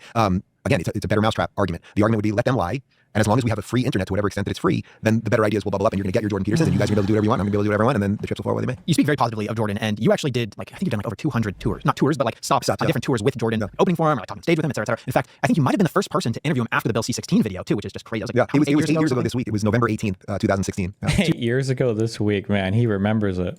You're very familiar with him. What would you say are some of the most impactful things that you've learned from him, and what is something about him that may surprise people? The best thing that I can say about Jordan is that he's a really good man. He's a great person. That he is the exact same person off camera that he is on camera. The exact same person. There's literally no daylight. I was in Scottsdale doing his 500 podcast a couple days ago, and literally at the end of the night, and I'm in the hot tub with Jordan, his wife, Dr. Oz, and his wife. Nothing weird happened. But that Jordan Peterson in the hot tub at the end of a long day of work and interviews and writing and doing podcasts is the same exact guy talking about the same exact things that he's talking about on air. He's the most decent human being I've ever met. You know, try to imagine the level of fame that he's attained, but it's not just normal fame. It's one thing if you're a musician and you're famous, or you're an athlete and you're famous. You know, somebody comes up to you and they're like, "Oh man, Michael Jordan, I love that move in the '92 finals." And like, it's what I play basketball better because you all that stuff, whatever. I love your music, whatever. Jordan literally has taken hundreds of thousands, if not millions, of people and made them stand up straight with their shoulders back. Right? He's gotten people to clean their room first before they started cleaning the world. And I think some of the ordering that we're seeing in the world right now is because of Jordan Peterson directly. And sort of where we started was, if I've had a little something to do with elevating Jordan, then man, I did enough probably here on this planet. I really believe that. You know, the amount of people that he got off drugs, the amount of people who mended relationships with their parents or brothers or sisters, people that got better jobs. Like, I could tell you so many stories of crazy things that happened, like when we were in Sweden and the plane was about to take off and they were literally moving the bridge from the plane, and a guy in an orange vest, because he was one of the luggage guys from downstairs, saw Jordan and he ran onto the plane as the thing was moving to tell Jordan the craziest, "Oh my God, you changed my life. I got this job because of you. I was on drugs on the plane." They were like, "Sure, you have to get off the plane." But the guy probably got fired after. This is fake. You can't disconnect the jet bridge until the fucking door is closed. Well, you're not supposed to. This story didn't happen. This is just a lie. He's just lying. This is just a lie. What, did he see him through the window and he ran? Like, what are you even talking about? Moving the bridge from the plane, and a guy in an orange vest, because he was one of the luggage guys from downstairs, saw Jordan and he ran onto the plane as the thing was moving to tell Jordan the craziest, "Oh my God, you changed my life. I got this job because of you. I was on drugs on the plane." They're like, "Sure, you have to get off the plane." But the guy probably got fired after that. Who knows what happened? But like that's just one of a million things that I saw. To be on stage with this guy, I was there at half. Thought it was incredible because I had the best seat in the house every night, because you know we'd be in front of 5 or 8 or 10,000 people, but I would be right behind him on stage, so I could see everybody. I could see him doing his walk back and forth. You know, I was the orange vest, going back and forth like this, and I could see everybody, and almost without exclusion, for however many hundreds of thousands of people we performed for, you'd never see anyone break eye contact, stare at him the entire time. But you'd see people crying, you'd see people with the most open look that they could possibly ever have, because they were having realizations about their lives. It was absolutely incredible. So the best thing I can say about him is that he is authentically the person that you know him to be. Where do you draw the line between free speech and hate speech? I would say exactly where the Supreme Court did, which is that there's no such thing as hate speech. You can say mean things about people. I can open up my Twitter right now and show you some horrible things and memes and images and all sorts of evil, god-awful things that people say about me. You can block them, ignore them, not pay attention to it. If you're walking down the street and someone tells you, "Hey, you're a fucking motherfucking blah, blah, blah," you can just keep walking. If they are trying to incite a violent mob against you, well, we have laws against that. That doesn't fall within the First Amendment. And then, as I said before, we have extremely stringent laws as it pertains to libel and slander. You know, the fire in a crowded theater, you actually can yell fire in a crowded theater. You just can't do it with the intent to do harm. So there is no such thing as hate speech. There are mean people who say mean things, and it is up to you as an adult to figure out how to take mean things and either not let them enter you, or if they do enter you, how to extricate yourself from them as quickly as possible. And what are your thoughts on platforming certain people, and where do you draw the line on that? I know with us, you know, we have quite a few people who want to come on. He doesn't platform anybody that challenges him on his views. You always have to balance, like, giving them a platform versus just being genuinely curious and wanting to hear a different perspective. It's extremely tricky, I would say, until it's not tricky anymore. And for me, especially when I started the show, and remember, it's a very different internet than it is now. It was very Wild West. There weren't a lot of interview shows. I was really, me and Rogan were the first sort of 2 long-form interview shows. When I started doing the long-form interview, obviously I didn't invent the long-form interview, but they weren't doing it online, really, and they certainly weren't doing it in, you know, I built sets that looked like television sets. So I was doing something that appeared very professional, the way people had always seen before. So if I gave anyone a platform, immediately a certain portion of the internet was like, "Holy shit, this doesn't look like it's in someone's basement, or it doesn't even look like it's in Rogan's thing where he's smoking weed with them with a curtain in the background. It looks like it should be on television." So I think I was held to a higher standard as it came to that. My general philosophy was something close to what we discussed before, which was I'll try to bring on as wide a variance of people as possible. and I'll talk to them, and then my audience can decide. That was my general philosophy. What interestingly happened as I did that was more and more people on the right were willing to talk to me, and the more I talked to people on the right, the less people on the left were willing to talk to me. And that, I think, probably, I'm going to guess that you guys probably have some version of that now happening to you too. I see this happening across the board now, and this is, unfortunately, it's become a cancer of the left, that they've abandoned all of their really, what I would say are their true liberal principles in the name for this sort of So I understand this more. Now I get this more.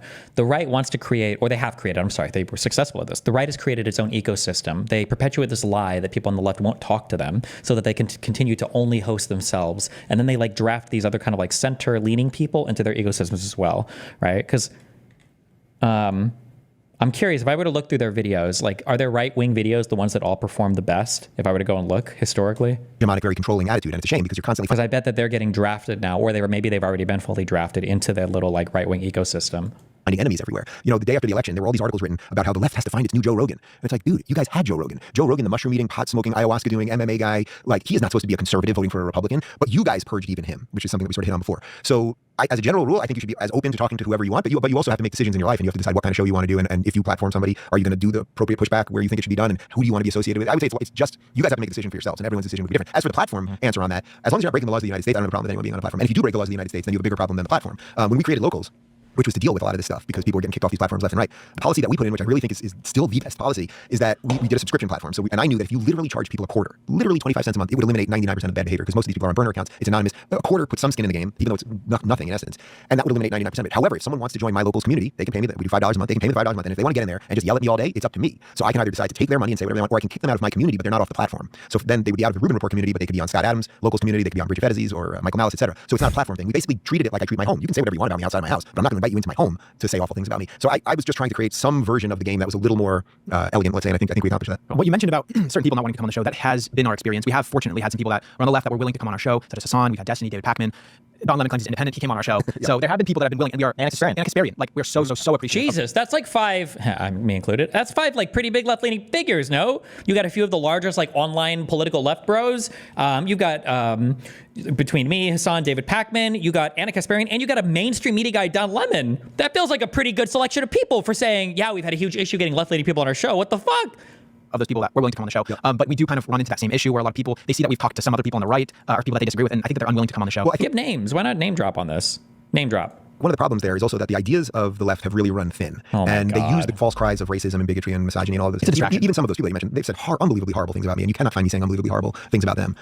Some of those people have said, oh, fuck, I can't find it anymore. Where's on Tenet Media, Putin himself paid for Dave Rubin to do a 5-minute video just calling me like a fucking cuck with his weird co-host on Tenet. What do you mean you haven't said, bro, get me the fuck out of here? Are you serious? He better not mention my name. Because I'm not that interested in that game. But yeah, if the main cudgel that you have over people is I'm going to call everyone a racist and everyone a bigot, then I'll never debate their ideas. And then what happens is, then they don't want to do a 2.5-hour podcast with somebody because they don't want to have to sit there and defend their ideas because they're used to winning arguments just because. Oh my God. How is he allowed to say this? Unreal, dude. They've said the worst possible things about people. So it would be much harder as a general rule to get someone who's not that seasoned and talk. Why didn't Kamala do Rogan? It was because they knew. It's not because Rogan is a hardcore interviewer, right? Rogan would be criticized. Actually, that's a criticism. He gets the same thing as me, but he's a softball interviewer. He just talks to people. Well, okay. So why wouldn't she do that? There were 2 reasons she didn't do it. She didn't do it, number 1, because she knew that the lefty base was going to go bananas, that she's talking to right-wing maniac Joe Rogan. We've already illustrated why that's complete nonsense. And then the other reason is it would be far scarier for her to do a 3-hour open-ended interview without any preparation, rather than, even as bad as she was in a 60 Minutes interview or the really, highly produced ones, even if her answers are terrible, it's all like, 45 seconds of an answer, right? So even if she does all of her double speak and circular logic and all that nonsense, it's like somewhat tight. You put her 3 hours with Rogan, her head would have exploded because there aren't many people on the left that can explain their stuff other than Trump is evil. But with all that said, we do want to be very appreciative towards those people that are on the left that are willing to come on the shows and actually have this discussion. I think it's super important. And it's unfortunate because we just want to talk to people and hear them out, but it's like we consistently run up against that issue. But shout out to the people that are on the left that came on the show. We really appreciate you guys. Lastly, you mentioned the subscription platform that you have. I'm curious because we actually started out as a finance podcast.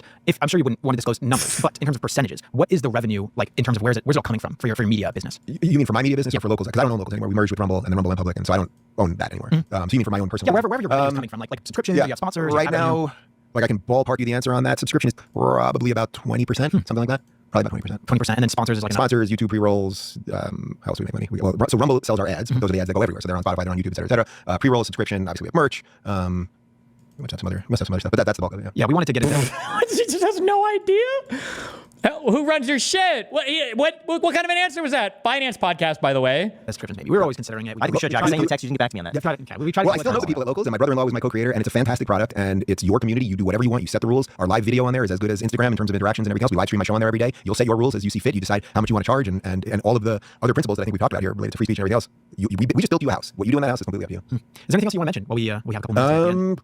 Well, I'm looking forward to being in Vegas for a day. I've only been to Vegas one other time. It was in 2016 for the Democrat debate that they did here. It was Bernie versus Hillary at the time. And I was at Aura TV, which was Larry King's network, and they had no budget, and they basically were like, we'll get you the press passes, but we're not going to pay a dime. So I had to pay to bring my team here, and I was maybe making $60,000 a year at the time, something like that. So I didn't make money. We drove from LA, we brought our own stuff. It was very janky and whatever. We stayed at Circus. There you go. Have you been over there at Circus? I'm pretty sure I still have a disease from that night. Yeah. It was, and I'm not much of a gambler, but I do really like casinos in general. In Florida, we have the Hard Rock in Hollywood, Florida. And even though I don't gamble, I like going to concerts there, and I just like the atmosphere. I like sort of like the whole stimulation. I don't really have vices in that sense anymore. I like tequila. I'm coming out with tequila next month. That's my next business project. But I like the stimulation of it. So I'm actually I was very happy when the guys told me we were doing this. Because I wanted to chat with you guys, and Phoenix has been a big fan of both yours for years. Awesome. And then I was like, and we get to go to Phoenix. We get to go to Phoenix last week. We get to go to Vegas and be around some of that stuff, which I hadn't. So no, I've really thoroughly enjoyed this, and I appreciate the kind words there. And you guys built something really nice. This is your house. You got a beautiful house. Thank you. I appreciate it. And I like just seeing other people that are doing something good. Like it's not that complex. There's so many people in our space or whatever this is that are constantly trying to destroy each other and whatever. And it's like I see no competition with anyone. To me, if I'm doing something good, if you build it, they will come. If you're doing something good, you will build it and they will come, and everyone will come. That was a weird way to end. Yeah, no, that's what she said. All right, there we go. Yeah. Thank you guys for watching. Thank you, Dave. Thank you, Phoenix. Until next time. Good one.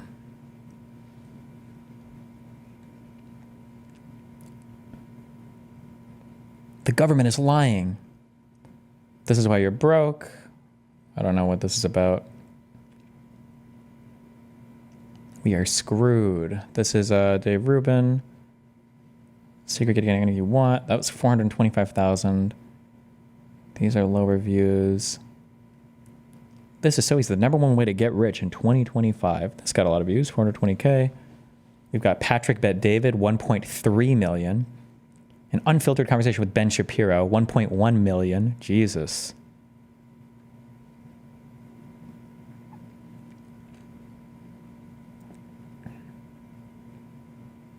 Damn, even Dave Ramsey? Wait, was that Dave Ramsey? Oh no, he's just on the thumbnail. Nice, August thumbnail.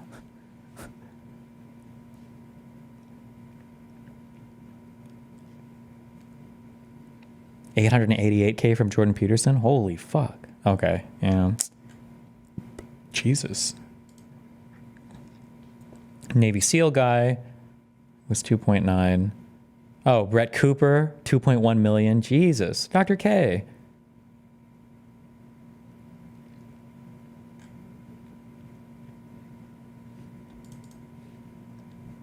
Damn. Oh, anti-Ben Shapiro. Oh, name not in the title. That's another August one. Motherfucker.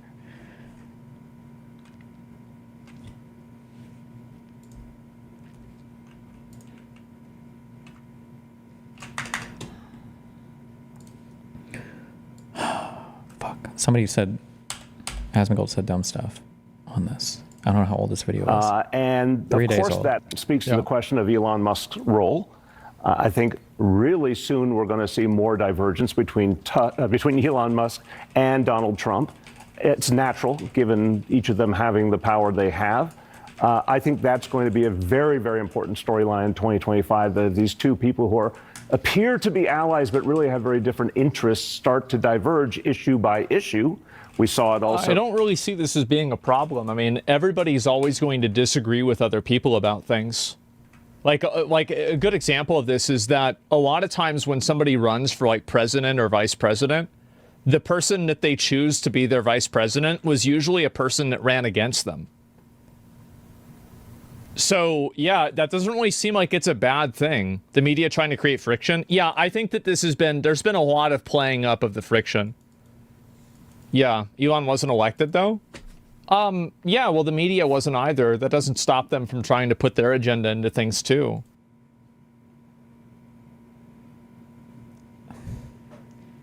What am I even supposed to say?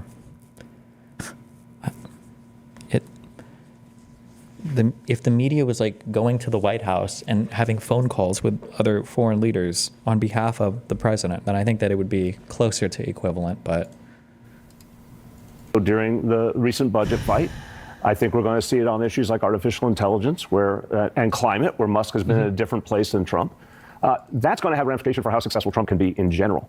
And then finally, I mean, look, for the MAGA world to be turning on their own this quickly. This is also an interesting question. They almost look like Democrats here. It's like, so I say this lovingly as a Democrat, like we have an ability to eat our own very quickly sometimes. Well, this is fascinating. Here are these heroes just a few minutes ago, and they say one thing that a lot of the MAGA world disagrees with, and suddenly they're being villainized. That's not good for for that coalition. Yeah, I think that that's not good, period. And I think that he brings up a really good point about how this happens with both parties and it's really bad. Yeah, I think that's a huge issue. That like you can be aligned on like 9 out of 10 things, but the one thing that you're not aligned on, somehow that's the reason why you go to war. And I think that's the issue, right? It's that people can't find common ground and they constantly purity test each other until they can find a reason to go to war. True. Right now we're talking about a conflict between Elon Musk, the wealthiest man in the world, who bought one of the largest news social media platforms in the world and used it to promote Donald Trump, and conflict between those two people. And we're about to compare it to conflict between people on Twitter on the left. Here we go. Or will he even bring up the example? We just know that's what he's talking about. Very, very annoying to see. That's interesting in terms of what the West Wing will look like, too. I mean, it happens on the internet, too. Like, how many times is there somebody like J.K. Rowling, great example of this, right? You know, she said one thing that's, you know, like, oh, well, trans women don't have the same experience real women do. Okay, now she's a right-wing extremist. Like, come on. What are we doing here?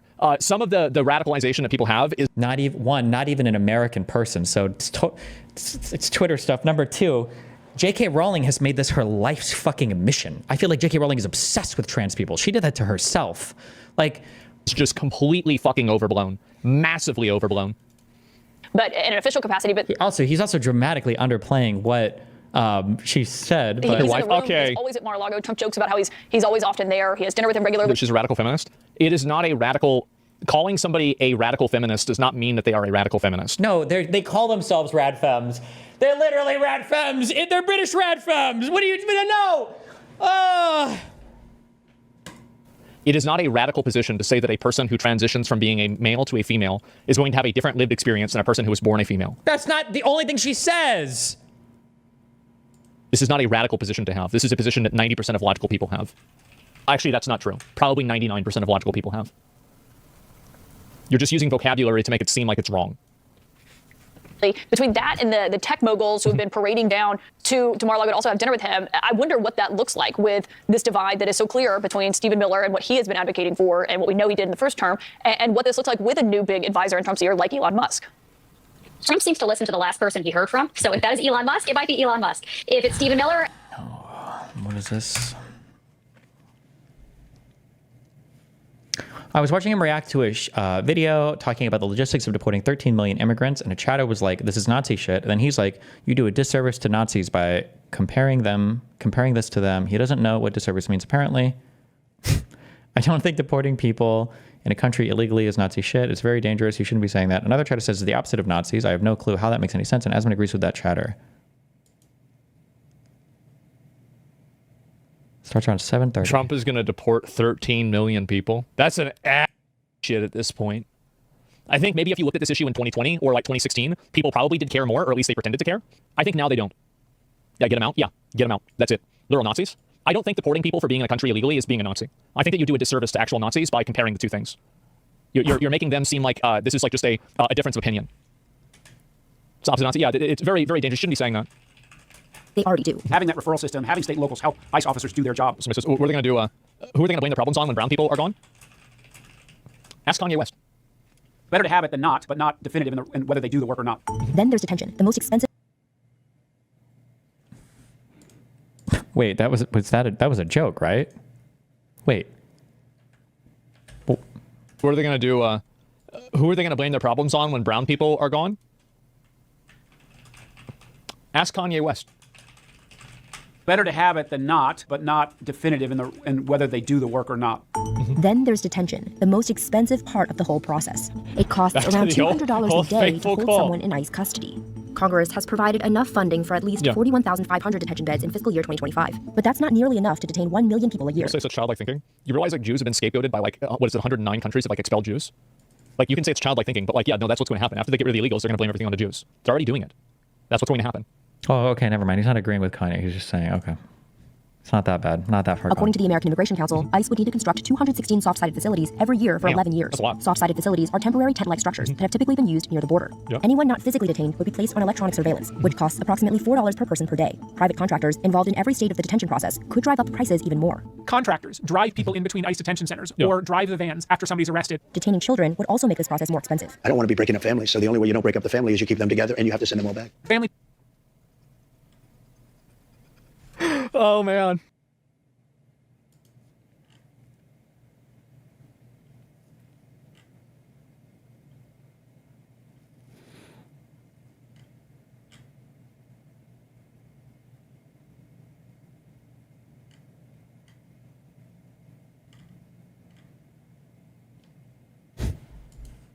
I didn't know this was Laura Loomer.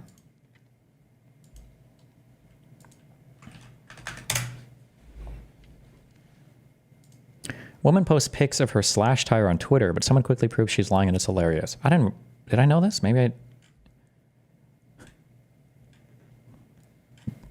Someone just slashed my tire. I'm honestly speechless. 1 week after someone doxed me. The mark there is where the wheel hit a curb/pothole. There is 0 puncture. That's an impact blowout. The tire is old. Given the green valve cap, you purchased the tire at Costco. Given the wheel, you also drive an older model Jeep Grand Cherokee. That is the date the tire was made. It looks like the 7th week of 2011. This was posted in 2017.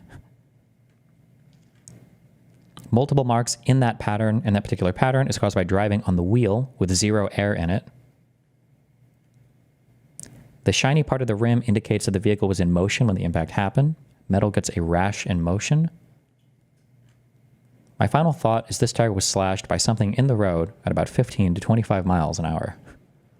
Michelin even stepped in to back it all up. It's hard to say what could have happened here. It looks like the tire is severely cracked. We'd recommend a tire inspection.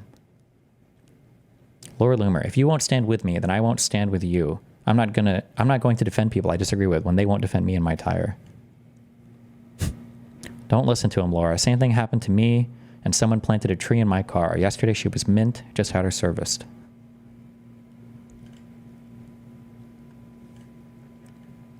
Someone created a GoFundMe page in loving memory of the unfortunate tire.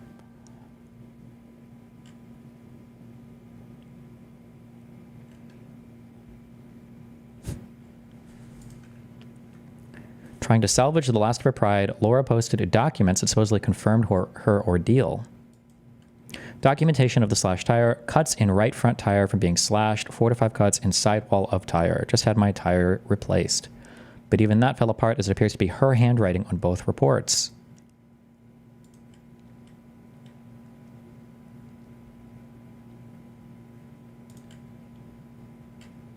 Okay.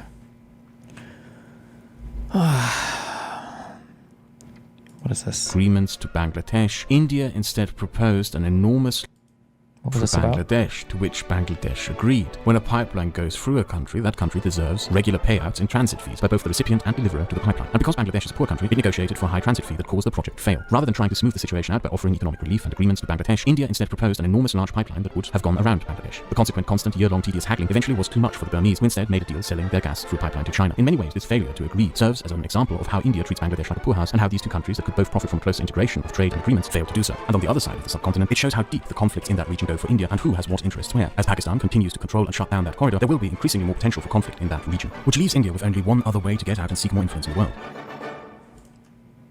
Okay. I don't know. Somebody linked this for some reason. This was a funny clip. I don't remember it. If you'll please take a seat, or we'll have to have you. This was Laura Loomer too, right? Then you'll need to President relieve. Donald Trump, help us. Please help us, Mr. President, before it is too late, because Jack Dorsey is trying to influence the election, to sway the election. What's she saying? I can't understand her. What? Steal the election. That is why What's he she? is censoring and shadow banning. How about it in? 12 and a half, 15, 7 and a half, $20, 2 and a half, 5, 7 and a half, 30. Hit $30 down here, 2 and a half, 5, 35, 7 and a half, 40. Hit $40, 2 and a half, 5, 5, 45, 7 and a half, 50. Hit $50 down here, 2 and a half. Officer, will you escort this young lady out, please? Hit 2 and a half now, 5, 65, 7 and a half, 70. Up 2 and a half now, 5, 75, 7 and a half, $80 to 5, 85, 90. Hit $100 and 10 and a quarter, 1 and a quarter, 1 and a half, 75 to 2, 2 and a quarter. Hit 2 and a half, 75, 3, able to bomb 300. Hit 3 and a quarter. Cut 3 and a quarter now, half, 3 and a half, 75, 400. Hit but a 4, 4 and a quarter, 4 and a half. We're selling the cell phone there, 4 and a quarter, 4 and a half. Hit 4 and a half, we're 75, 500, 5, 5 and a quarter, 5 and a half. I yield back.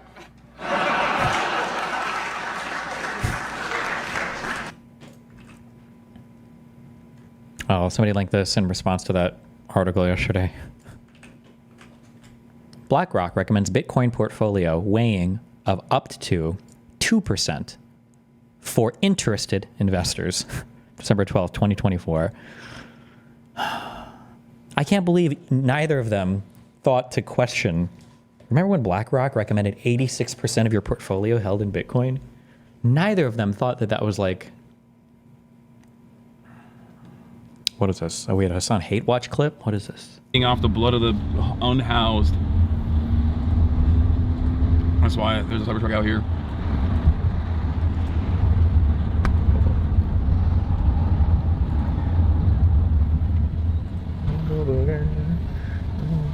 Why was I linked this? He almost said homeless, but then corrected himself to unhoused. There's a Cybertruck out here. Elon Musk is here, feeding off the blood of the unhoused. Oh. Why does it fucking matter? Come on. There's no shot anybody actually gives a fuck about this. The unhoused. Fucking commerce out here, man. I think it's not. Elon Musk is here, feeding off the blood of the unhoused. Stupid. Oh my God. What is this? At the bank right now, actually, they're open to Jews on Sunday. If you are a Jew, Semite, you can get a 0.0% interest at banks anywhere in America. You can get zero interest loans at banks anywhere in America. You just have to tell them. They will go to the back. They will show you, they will bring out a folder, a PDF of how you, as a Semite, can get a loan for your house, a car, extraneous things that you need, a boat, a business, for zero interest. Really? Look it up. I was deeply offended. Deeply offended. I have to pay interest on all of my loans. I'm a venture capitalist. I deal in millions of dollars of other people's money. Those interest payments are suffocating. If I was a Semite, I would pay zero interest on all of it. So you tell me, you tell me, are there religious doctrines that are being exacted for the benefit of one people group over everybody else? If you were to go take a picture kissing the wall, can you get in a club? No. No. You have to be a Semite. Is that the only way? Do you know how you become a Semite? What if you get your citizenship? Because I remember watching this clip of Glenn Beck. You can only be a Semite. Thanking Netanyahu to give him the citizenship. Have you seen that clip? Is Glenn Beck's mother a Semite? Then he's not a Semite. You can only be a Semite if your mother was a Semite. Correct. If the father was not a Semite, you're not a Semite. You have to pay interest. You have to pay interest. Come on, man. You're an entrepreneur, a successful entrepreneur. You're a successful business builder. You can do the math, the paper napkin math of how much money you've paid on loans to make your business successful. And there is a reality in which if you were a certain type of people group, you would have paid nothing on those loans. Hebrew free loans provide members of the Jewish community with zero interest loans and personalized, confidential, and respectful application process. The Talmud dwells on Ezekiel's condemnation of charging interest, and the Torah and Talmud encourage lending money without interest to Jewish people. Does not apply to Gentiles. Let me see this. It's legit. It's legit?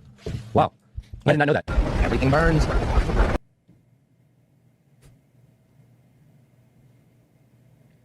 Jesus Christ. Javier Malay 1 year in? Okay. Is that real? There are some religious communities that do like support for each other in different ways. I think I actually just had a friend tell me about this recently. Like I don't know if it's like Orthodox Jews or Hasidic Jews that will literally like lend money to people in their community to like support them through like childbirth and shit. But it's just like, this is like religious community shit. You're not going to like a commercial bank, like that guy said, where you're going into like a commercial bank. You're like, I need to borrow for some commercial real estate. I'm Jewish though. Can you cut me a sick deal? These are like, you go to church, you've got community members who will like loan you money or shit like that or whatever. This is. According to the economist Simon Kuznets, there are 4 types of economies. Wait, what do I have? Hold on. What are all these Twitter links? Good work, Europe. You just made it illegal to invent something better than USB-C. It's time for the charger. Today, the USB-C becomes officially the common standard for charging electronic devices in the EU. It means better charging technology, reduced e-waste, and less fuss to find the chargers you need.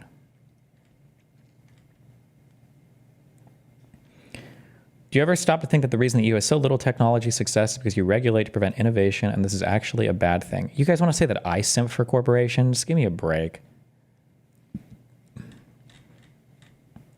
I think there's an argument to be made that people should be able to create better standards, sure. But I don't think some amount of this is bad. I think this is fine.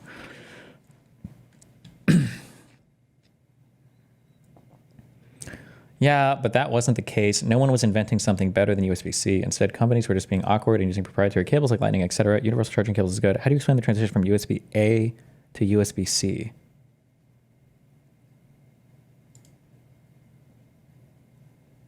That's the wrong transition to think of. USB-C is a valid comparison. USB-A is still is still used widely mainly on PCs. Hardly anything is made with micro USB anymore in favor of USB-C. I hated micro USB. I quite like USB-A. I'm fond of the idea of the successor. Holy shit.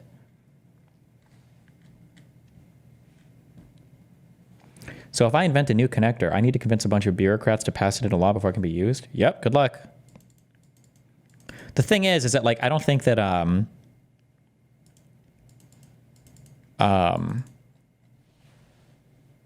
Yeah, you can change the regulation apparently if you have a better connector. But I don't think USB-C is like capped anywhere in terms of what the form factor can do. Like nobody is saying like, oh no, I can only transmit 40 gigabits per second or whatever on my USB-C cable. Fuck. Or like, oh no, I can only do 200 watts worth of charging. Fuck me. What am I going to do? It's all over. Like...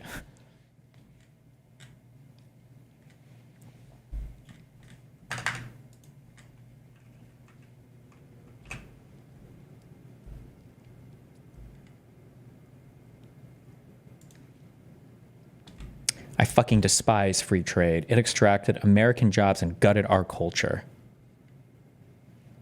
Tell me you don't understand economics at all without telling me. Oh, it's Brad. One of the guys I debated before. He's like an actual conservative guy. You don't know shit about what these policies did to my industry and culture. What? Tim, if you need DEI to make consumers pay more through you instead of better options, isn't that your problem? What the fuck did free trade do to podcasts online? Wait, what? What could he even be? Can we like play? Okay, hold on. Can someone take a guess at what he could even possibly be referring to here? Are there H1B influencers that are taking over podcasting? LOL.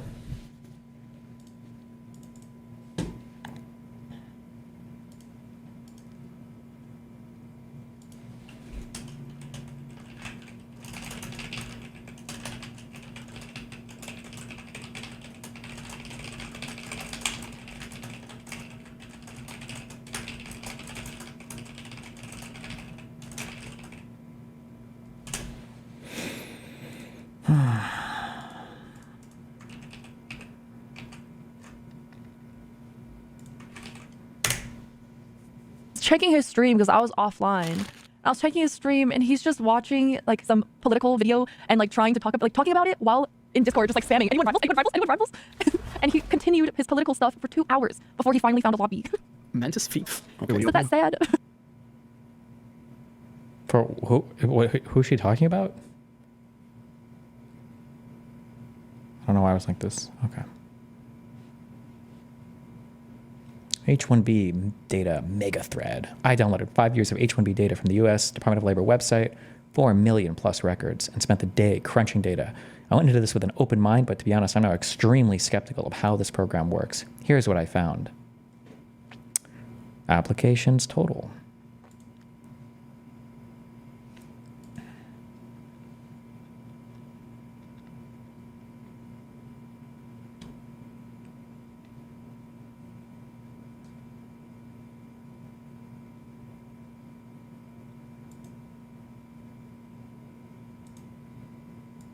Okay.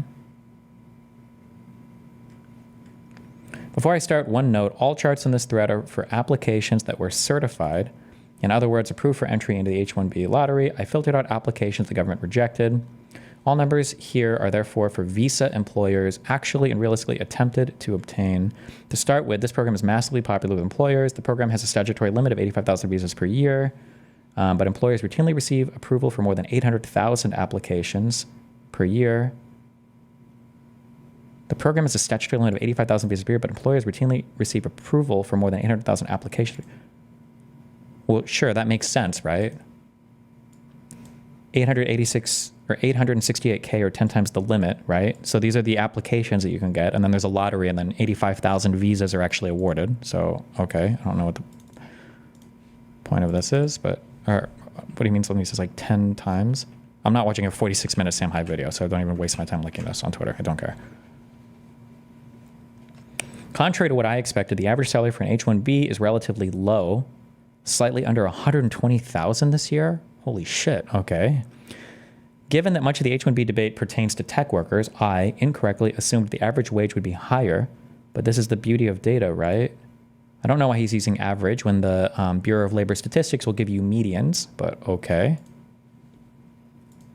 You can see that salaries are disproportionately weighted towards the lower bands.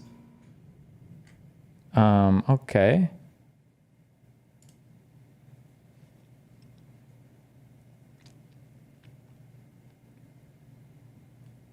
I'm guessing he created these bands.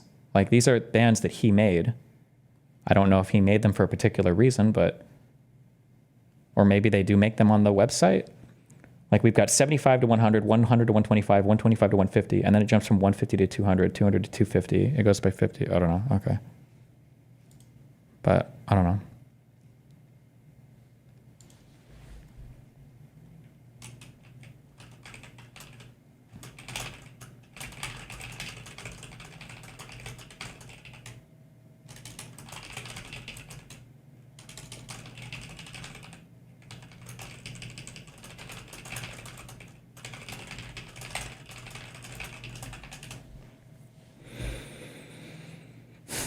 I roughly categorize job descriptions into computer/software/IT related roles, teal and everything else gray. Almost all the prominent job categories are tech related. The two top categories for software developer roles are 1.1 million over 5 years by themselves. Basically every role with 30K plus H-1B applications for a STEM field with an exception. There's a little more right now. Let's review applications by employers again. Huge numbers here. What do we care about? Looking at applications by...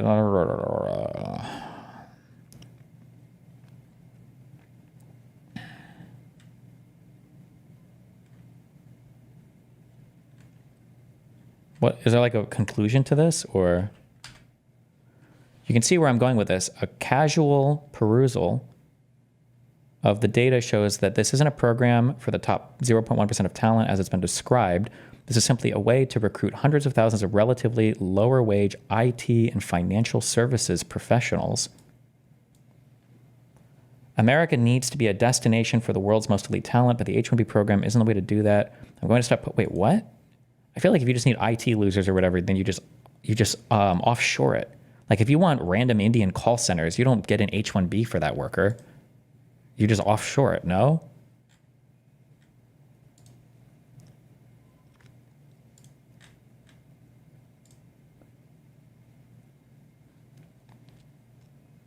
Software developer, 13,000 applications. Operations research analysts, software developers, applications.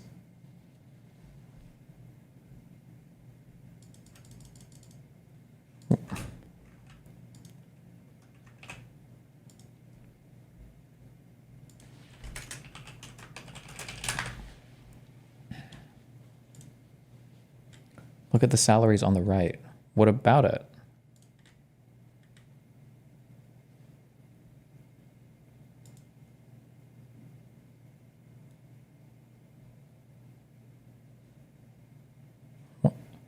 Is he implying they're low skill because of the salaries? I don't know. I don't know in what world $100,000 is low skill for, or is a low salary in the United States. I love how conservatives turn into 19-year-old red pill women when they talk about like wage data. What? Where you ask a girl like, what's a successful man to you? A guy who makes 500K? What do you think the average male wage is? I don't know, 200K?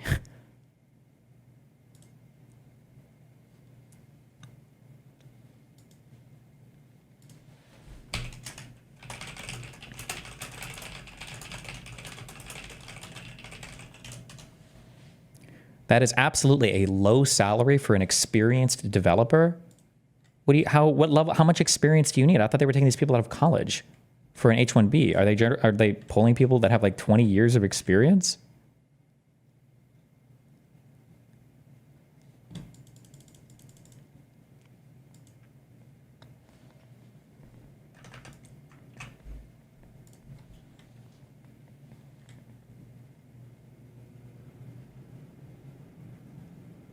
Elon and Vivek said that they gave H-1 visas to the Indian Nikola Teslas.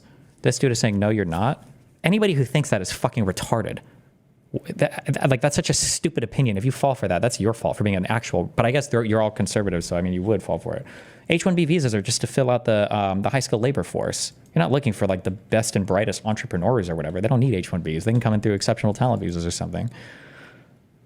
Destiny, I've been following this discussion. The right position is that these jobs should be going to American citizens, not H-1Bs, and the government should be educating the American lower classes sufficiently in order to prepare them for these jobs. We don't have enough people to hire, like, for these jobs. What do you mean? Destiny, the median pay for developer is 130K. Is this median pay for entry jobs, or is this through all of your Software developer, quality assurance, 2023 median pay. Because you just because the median is 130K, you don't start at this. You start at quite a bit lower, no?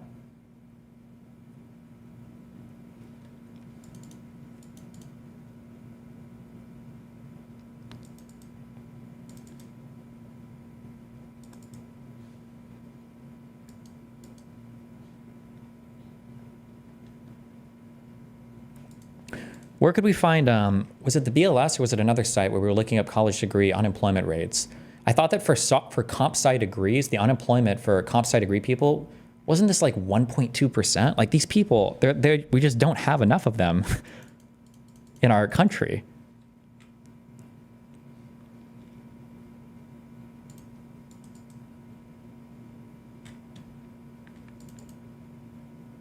So let's train more. Why? No, we're not going to actually. Because you guys want to eliminate schools, so we're not going to train anymore. You just want, all the Indians are going to come and take our... How can you simultaneously get ass pained that Indians are educating enough people to come and be competitive in our workforce, and then say you want to eliminate the Department of Education at the same time? What do you mean?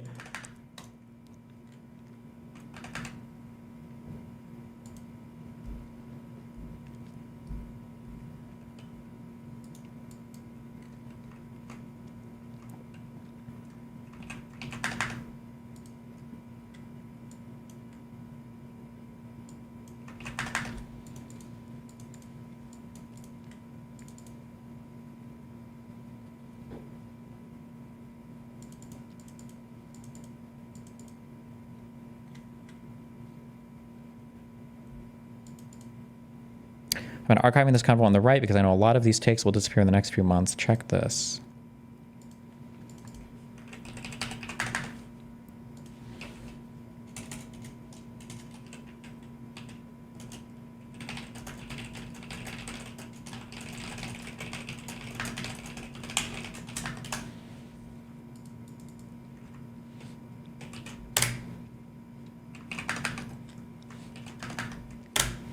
Wait, why are we looking to India for these tech employees? Because India has a huge market of people that are becoming educated in tech-related stuff. And you can go there and grab employees from there and then hire them in the US.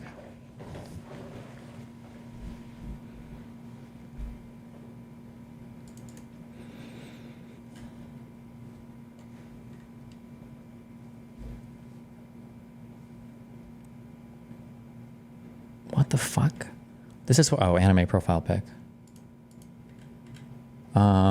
This is why the discussion over immigration and access to elite positions in society has become so volatile so fast. White men have been subjected to things like this for well over a decade. They know the game is rigged against them, and any attempt to make an argument in favor of a skills-based or meritocratic system will fall on deaf ears until the existing DEI regime is completely dismantled and outlawed. Okay.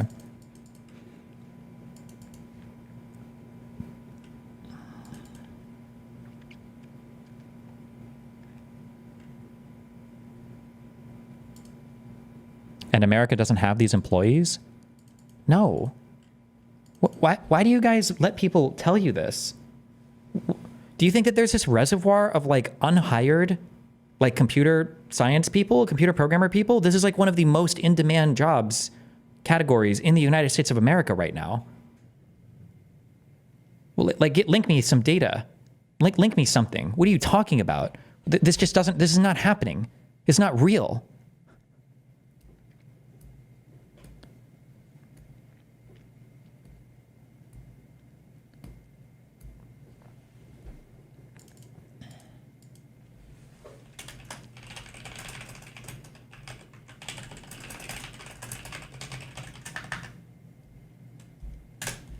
CS hiring is ass since 2023. You can safely ignore the opinion of any person that ever says that ever.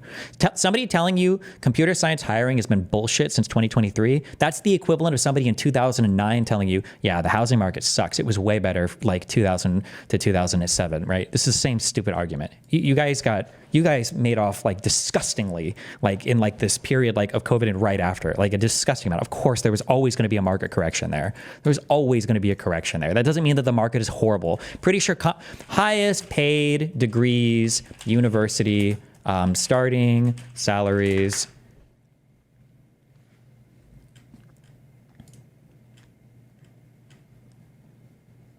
Majors that make the top early career salaries, 2024. Number 1, computer engineering.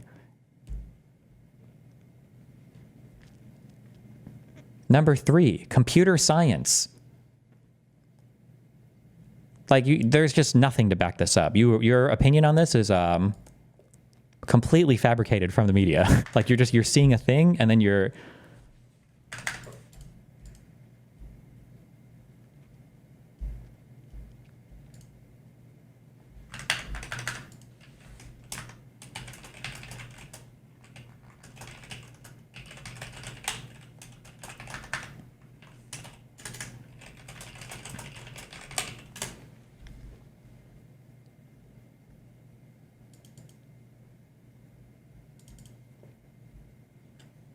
You said hiring, though. What's the in-demand jobs like for USA? I don't know what that means. The in-demand jobs like in the USA.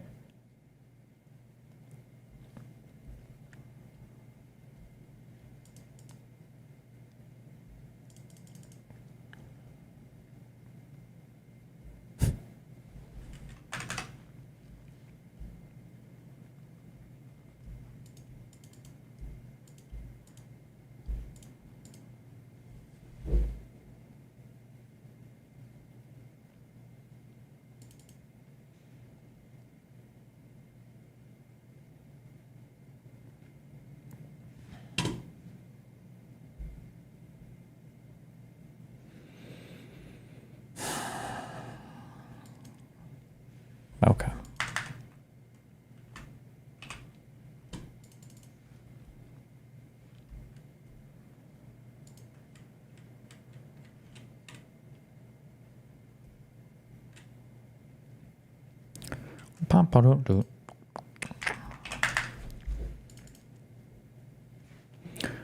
H5N1 bird flu just sequenced by CDC Gov from severe Louisiana patient.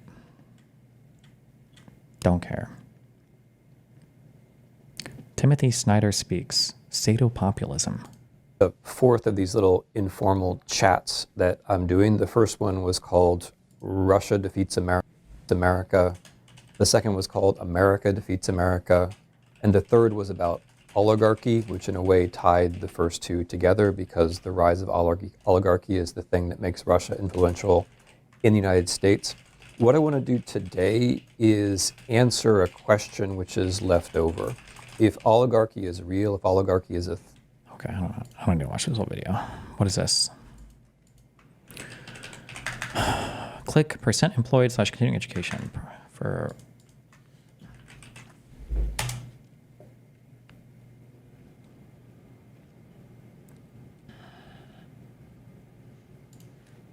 First destinations for the college class of 2022.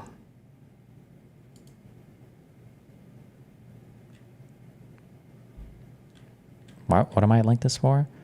Employed is 66%, standard employment, full-time, continuing education, seeking employment, temp / contract employee, post-grad, fellow / intern.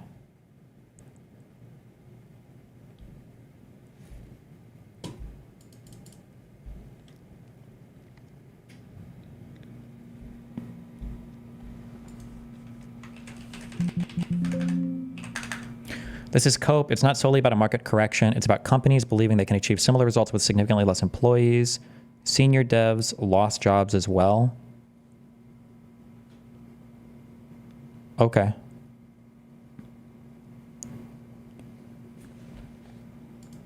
Well, I'm sure it'll show up in some data somewhere then.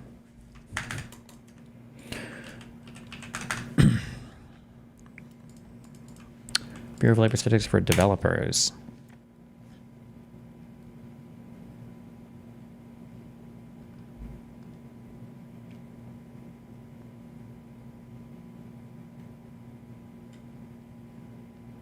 Employment of software developers by state.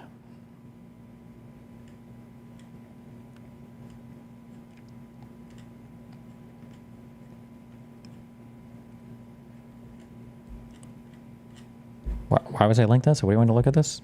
Unemployment?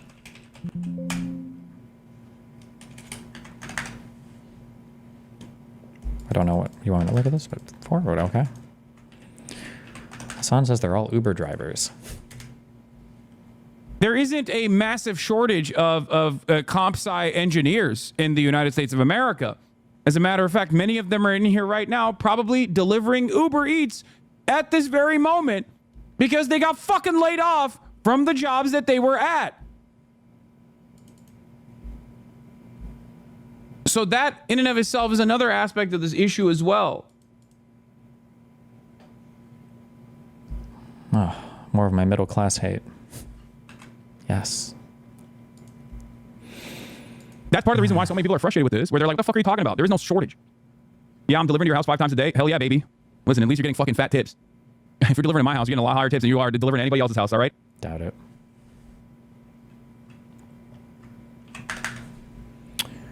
The duality of man. Women get... Oh, we saw this already. Teens showering together. Why the fuck do we have this open? My ex and I have different opinions on this topic. My daughter, 16, is allowed to shower with her partner, 16, when she stays over. I feel this is completely inappropriate. Thoughts?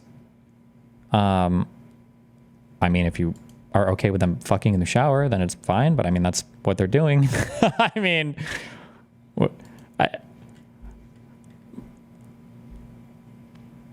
Okay. USB thing. This Elon Musk shit, don't care. I want you to continue to say you're a liberal because you're of great use to good values. Well, don't worry, I'm not doing it for your use of me. I'm doing it for myself. No. It's like Christians who say to me, you know, oh, we would love you to come to Christ, but you are so valuable to us as a Jew when you defend us Christians. Yeah. And they're right. You are valuable in the best sense of the word, because America needs people who are clearly liberal and to be honest, and fall into the category of kosher as gay, to say, hey, hello, the conservatives are not hate mongers. Hello, they should be heard. And maybe every so often you should Okay. Oh, Klinsky tweet of me based. Okay. She did a video on Brett Cooper. He has a video here. I have some articles on this border shit that I wanted to read. 2 of these are short. Fuck. We'll do this tomorrow, I think. What the fuck is she even talking about? Oh boy. This is a can of worms. Oh boy. This is a can of worms. Hi, my name is Sydney. Welcome back to hell. And as per usual, before we launch in, today's video is sponsored by Lumen, who are actually great. Also, I am very sorry that I disappeared for the last 6 weeks, but that's because you guys actually blessed me with a ton of tea orders through my company, Lions Tea Exchange, and that's been keeping me very busy because, as you all know, I am the only person who packs and ships all of those. Obviously, and I hope you guys know this, I am so grateful for all of the orders. It's been really cool. But I do have to tell you all that the good and bad news here is that means I also don't have a ton of inventory left of the new winter flavors. So if you want to try one, I suggest grabbing a box, or if you have already bought them and you really like them and you want to stockpile, also buy a box, because I don't think they're going to be around for too much longer. Also, I have launched a new thing on the website called Ugly Boxes, and these are basically just my regular tea boxes, but they have packaging defects, so maybe they've been cracked. You can go check them out to stay in my own lane. Also, because I made a really dramatic video and then just disappeared for 6 weeks, and you know, obviously that's not the greatest thing to do to your audience. It's not cool. But as I have watched a lot of the commentary and the speculation and everything as it has unfolded, I decided that I do in fact want to weigh in. Because like I said, apparently this is what I do now. I disappear for a month and then I reappear, ready to say crazy things. So for those of you who don't know, Brett Cooper until recently hosted the Daily Wire show, The Comment Section. The show was geared towards younger people, and the premise was that What's your final opinion on the whole H-1B visa? Is it good or bad? Do you agree with Elon or Vivek? H-1Bs are great. It's an amazing program. The United States should utilize more of it. But there are different weird forces that are coming together now to be opposed to them because of because of the fact that no one has any actual principled ideology over anything in the United States. So tech workers are going to be asked paid about H-1Bs because they're going to say that importation of labor is going to put downward pressure on their wages, which is true to some extent. So, I mean, they can be mad about that. I mean, sure. But, I mean, the counter argument is that it also puts downward pressure on prices, which is good for consumers. And it also makes businesses more survivable, or like you can open more businesses because you've got a higher pool of labor available to you, which is good for businesses. And I think it's inarguable that comp sci degrees are already some of the most rewarded degrees that exist in society right now. Like all the data shows that. So I think that importing, like there's a huge demand for labor. I think comp sci is one of the most in-demand degrees, that the unemployment for those majors over any other major is like one of the lowest unemployment rates of the United States. So importing labor there is probably fine. But I think that tech workers are going to be mad because they feel it puts downward pressure on wages. Racists are mad because they don't like brown people, especially Indians. And then Trump supporters are just mad because they're retarded. They believe in no immigration or something. Yeah, those are the people that are against it. Some people on the left are going to be okay with it because they like immigration, or they're trying to be anti-racist, or business owners are good with it because they can hire more people, or yeah.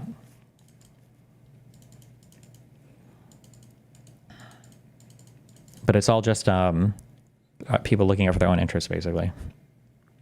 Brett would read people's comments on various issues and topics and weigh in herself. She built a huge audience in a very short space of time and has gotten really popular as a conservative online personality. Then, a few weeks ago, information started popping up suggesting that Brett was being pushed out of the company, but also her show, obviously. A video posted to Twitter by a lad called Ian Carroll made several claims about Daily Wire and some of the alleged issues and unrest taking place at the company. Ian said a lot of things, but specifically, he had this to say about Brett. What is my voice doing? Destiny has no idea what he's talking about with his comp sci labor. I actually know pretty precisely what I'm talking about. We looked at a lot of BLS stats. We looked at a lot of college education and unemployment stats on this. I'm pretty sure I'm right. That's why you have nothing to say in opposition to me. The reason why your brain is fucked on this is because you've exclusively consumed news from people who think that every single comp sci graduate in the country can go and work for one of 5 major tech companies. And that if you come out of a university in St. Louis and you're not immediately being hired at $225,000 a year by Amazon, you're a fucking failure of a human being and you have a right. You're entitled to that job. So sorry, welcome to the real world. Wake the fuck up.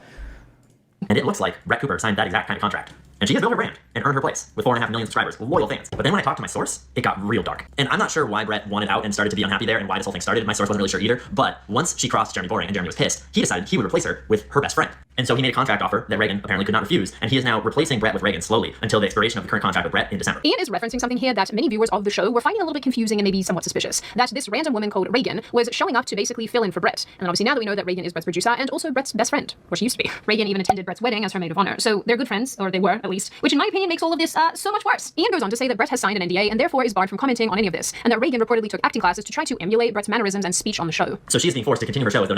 Is it immoral to want to import a bunch of Indian men so that they can stab my head with the old face joust? Or is that just a trafficking thing? I don't even know what the reference is. Nothing is going on. Well, they replace her with her best friend and probably are going to manufacture some sort of like slander or like, I don't know, I'm just speculating, but they're probably going to manufacture some sort of logical reason why Brett pushed herself out and they had to fill in with Reagan. Apparently they even gave Reagan acting classes for her to emulate Brett's every movement and word. So obviously Ian Carroll's video popped off because of course it did. Everybody loves drama. Don't lie, you know you all do. It's like a modern version of observing gladiator battles, except absolutely no one has abs and there's no wildlife, no lions. There are snakes though. I am sorry for the extra weird interjections that are probably going to come through in this video today. I'm very hyped up for some reason. I don't know. Anyway, around this same time too, people also observed that Brett's content on the channel wasn't even new. As in, it wasn't really covering news stories as it usually would, but seemingly recycling other pieces of content made in the last little while. FYI, in content making land, we call this evergreen, like the trees that don't lose their leaves. I hope that's self-explanatory. But you want to know what's not always self-explanatory? Your metabolism and health, which is why today's video is sponsored by Lumen. Are you tired of counting calories, getting terrible sleep, eating lettuce leaves, and hoping that you'll suddenly look like someone from Baywatch? If this sounds like you, then buckle up because I have a solution. And it's this nifty little device called Lumen. Lumen is the world's first handheld metabolic coach, and honestly guys, I actually love this thing. This little device measures your metabolism through your breath and lets you know if you're burning fat or carbs, and then gives you tailored guidance to improve your nutrition, workout, sleep, and even stress management. Because soon enough, after lots and lots of speculation, Brett herself announced that she was in fact leaving the Daily Wire, saying that most of the rumors were true, but the choice to leave was her own. Hey guys, some of you have heard rumors online, and the rumors are mostly true. Today, December 10th, will be my last day hosting the comment section and working for the Daily Wire. It is not true that I am being forced out. It was my own choice to leave. And believe me, this is bittersweet. I have had the most unbelievable 3 years helping to craft the show, building this community, and telling stories and sharing the truth every day. But at this point in my life, I am ready to take on a new direction, both personally and professionally. This means new challenges and new endeavors, which I will share with you soon. As for the show, the comment section will continue with the Daily Wire. My producer Reagan is taking over as host of the comment section, and I wish her and the Daily Wire all the best. This to me feels like a hostage video. Blink twice if you need help, Brett. Viewers observed and made the comment that in this video, Brett looks and seems very emotional and almost on the verge of tears, which I think is pretty understandable when you have made something and created this thing. Okay, I don't care about this actually. Labor force statistics from the current population survey. Unemployed persons by occupation and sex. Unemployment rates. So the total unemployment from November of 2024 is 4.0% according to this for workers 16 and over.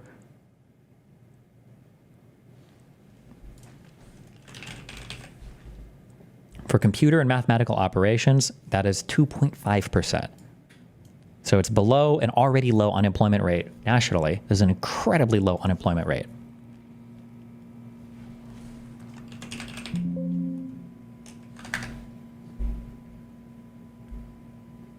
Hey, can you stop and define what a good labor market would be before you look at the stats?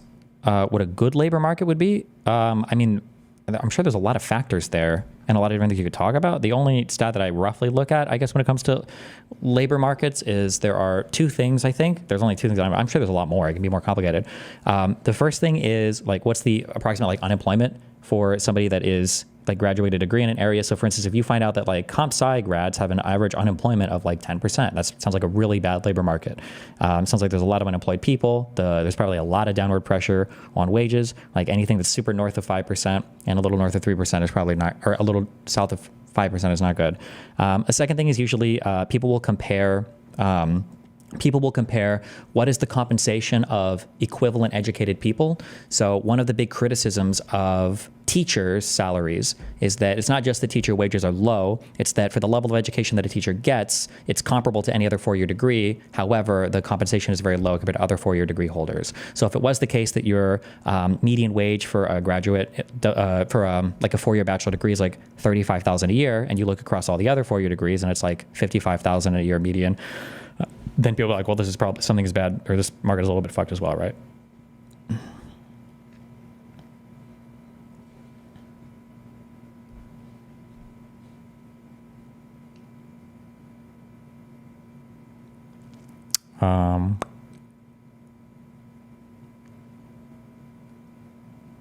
It did raise from 1.7 to 2.5 in 1 year, which is a decent sized jump. Not saying it's bad, but people's intuitions about it getting worse are correct. People's intuitions aren't that it's getting worse. People's intuitions are that it's a fucking shit show and it's completely fucked. Rather, the intuition should be, wow, we were eating real well in 2023 and now the market is correcting. But people never see it as like, oh my God, we're so lucky. It immediately becomes a new expectation. It immediately becomes the new expectation that if you get some like huge opportunity, this is how it has to be forever. And then if it changes, then you're getting fucked basically. Isn't the counter argument that teachers have less working days per year? I don't even know if that's true though, because teachers are expected to stay late and come in early sometimes, and because teachers can work over the summer for programs as well, so.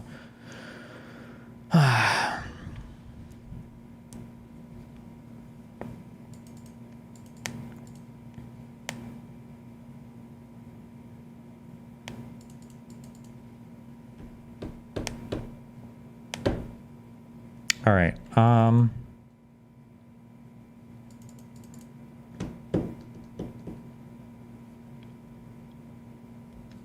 If the unemployment rate is rising, then is the need there? Isn't it still true? It is getting worse, even if it isn't. Well, I mean, the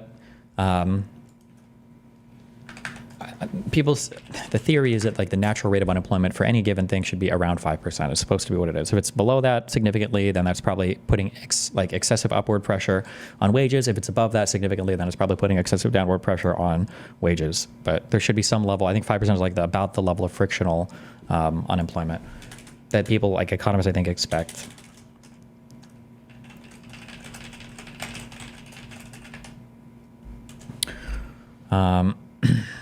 Okay, Pink Pony Club, Airplane, Grinder, Water, Anti, Hero, Rap, Settle, Jeopardy, Beans, Yahoo, Filter, Melt, Cough. Okay, hold on.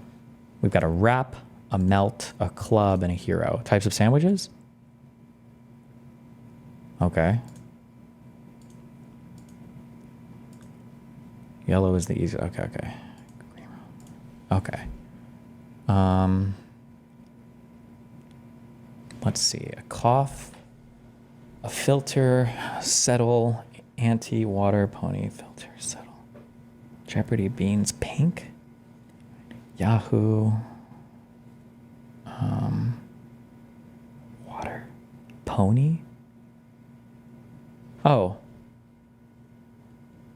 Ooh, hold on, fuck. You can pony up, ante up, cough up the money, or settle up maybe, right? Boom. Okay, okay, okay. Filter, airplane, beans, Jeopardy. Beans, pink, water, grinder, Yahoo, filter. Beans, pink, Jeopardy. Airplane. Fuck. Beans. Pink. Fuck. Let's see. Jeopardy is a host. Yahoo. A thing you say. Website. Is it a drink too? Airplane goes up.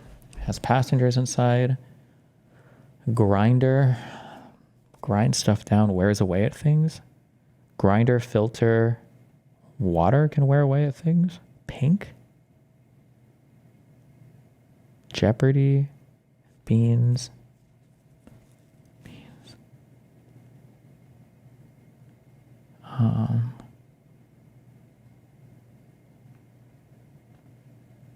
Water, filter, grinder. Why do I feel like these go together? Airplane, Jeopardy. These are going to be like game shows that I've never fucking heard of. Like Jeopardy, Airplane, and Yahoo are like, and Pink is like a game show. I'm just a god. Oh, used to make coffee. Coffee, beans, water, a filter, and a grinder. If you grind, Jesus, okay. Is Pink like some stupid game show? Names featuring an exclamation mark?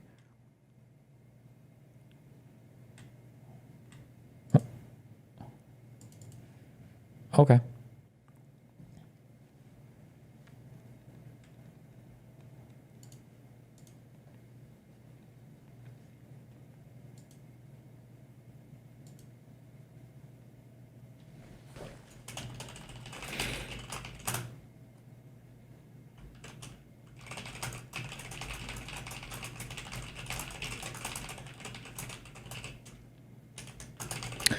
All right, I'll be back tomorrow, I think. Will I? Yeah, we're doing the DGG Awards tomorrow, and then I do anything else tomorrow into the New Year. So, oh boy, what a time. Stay safe, be careful, don't die. I love you, be careful.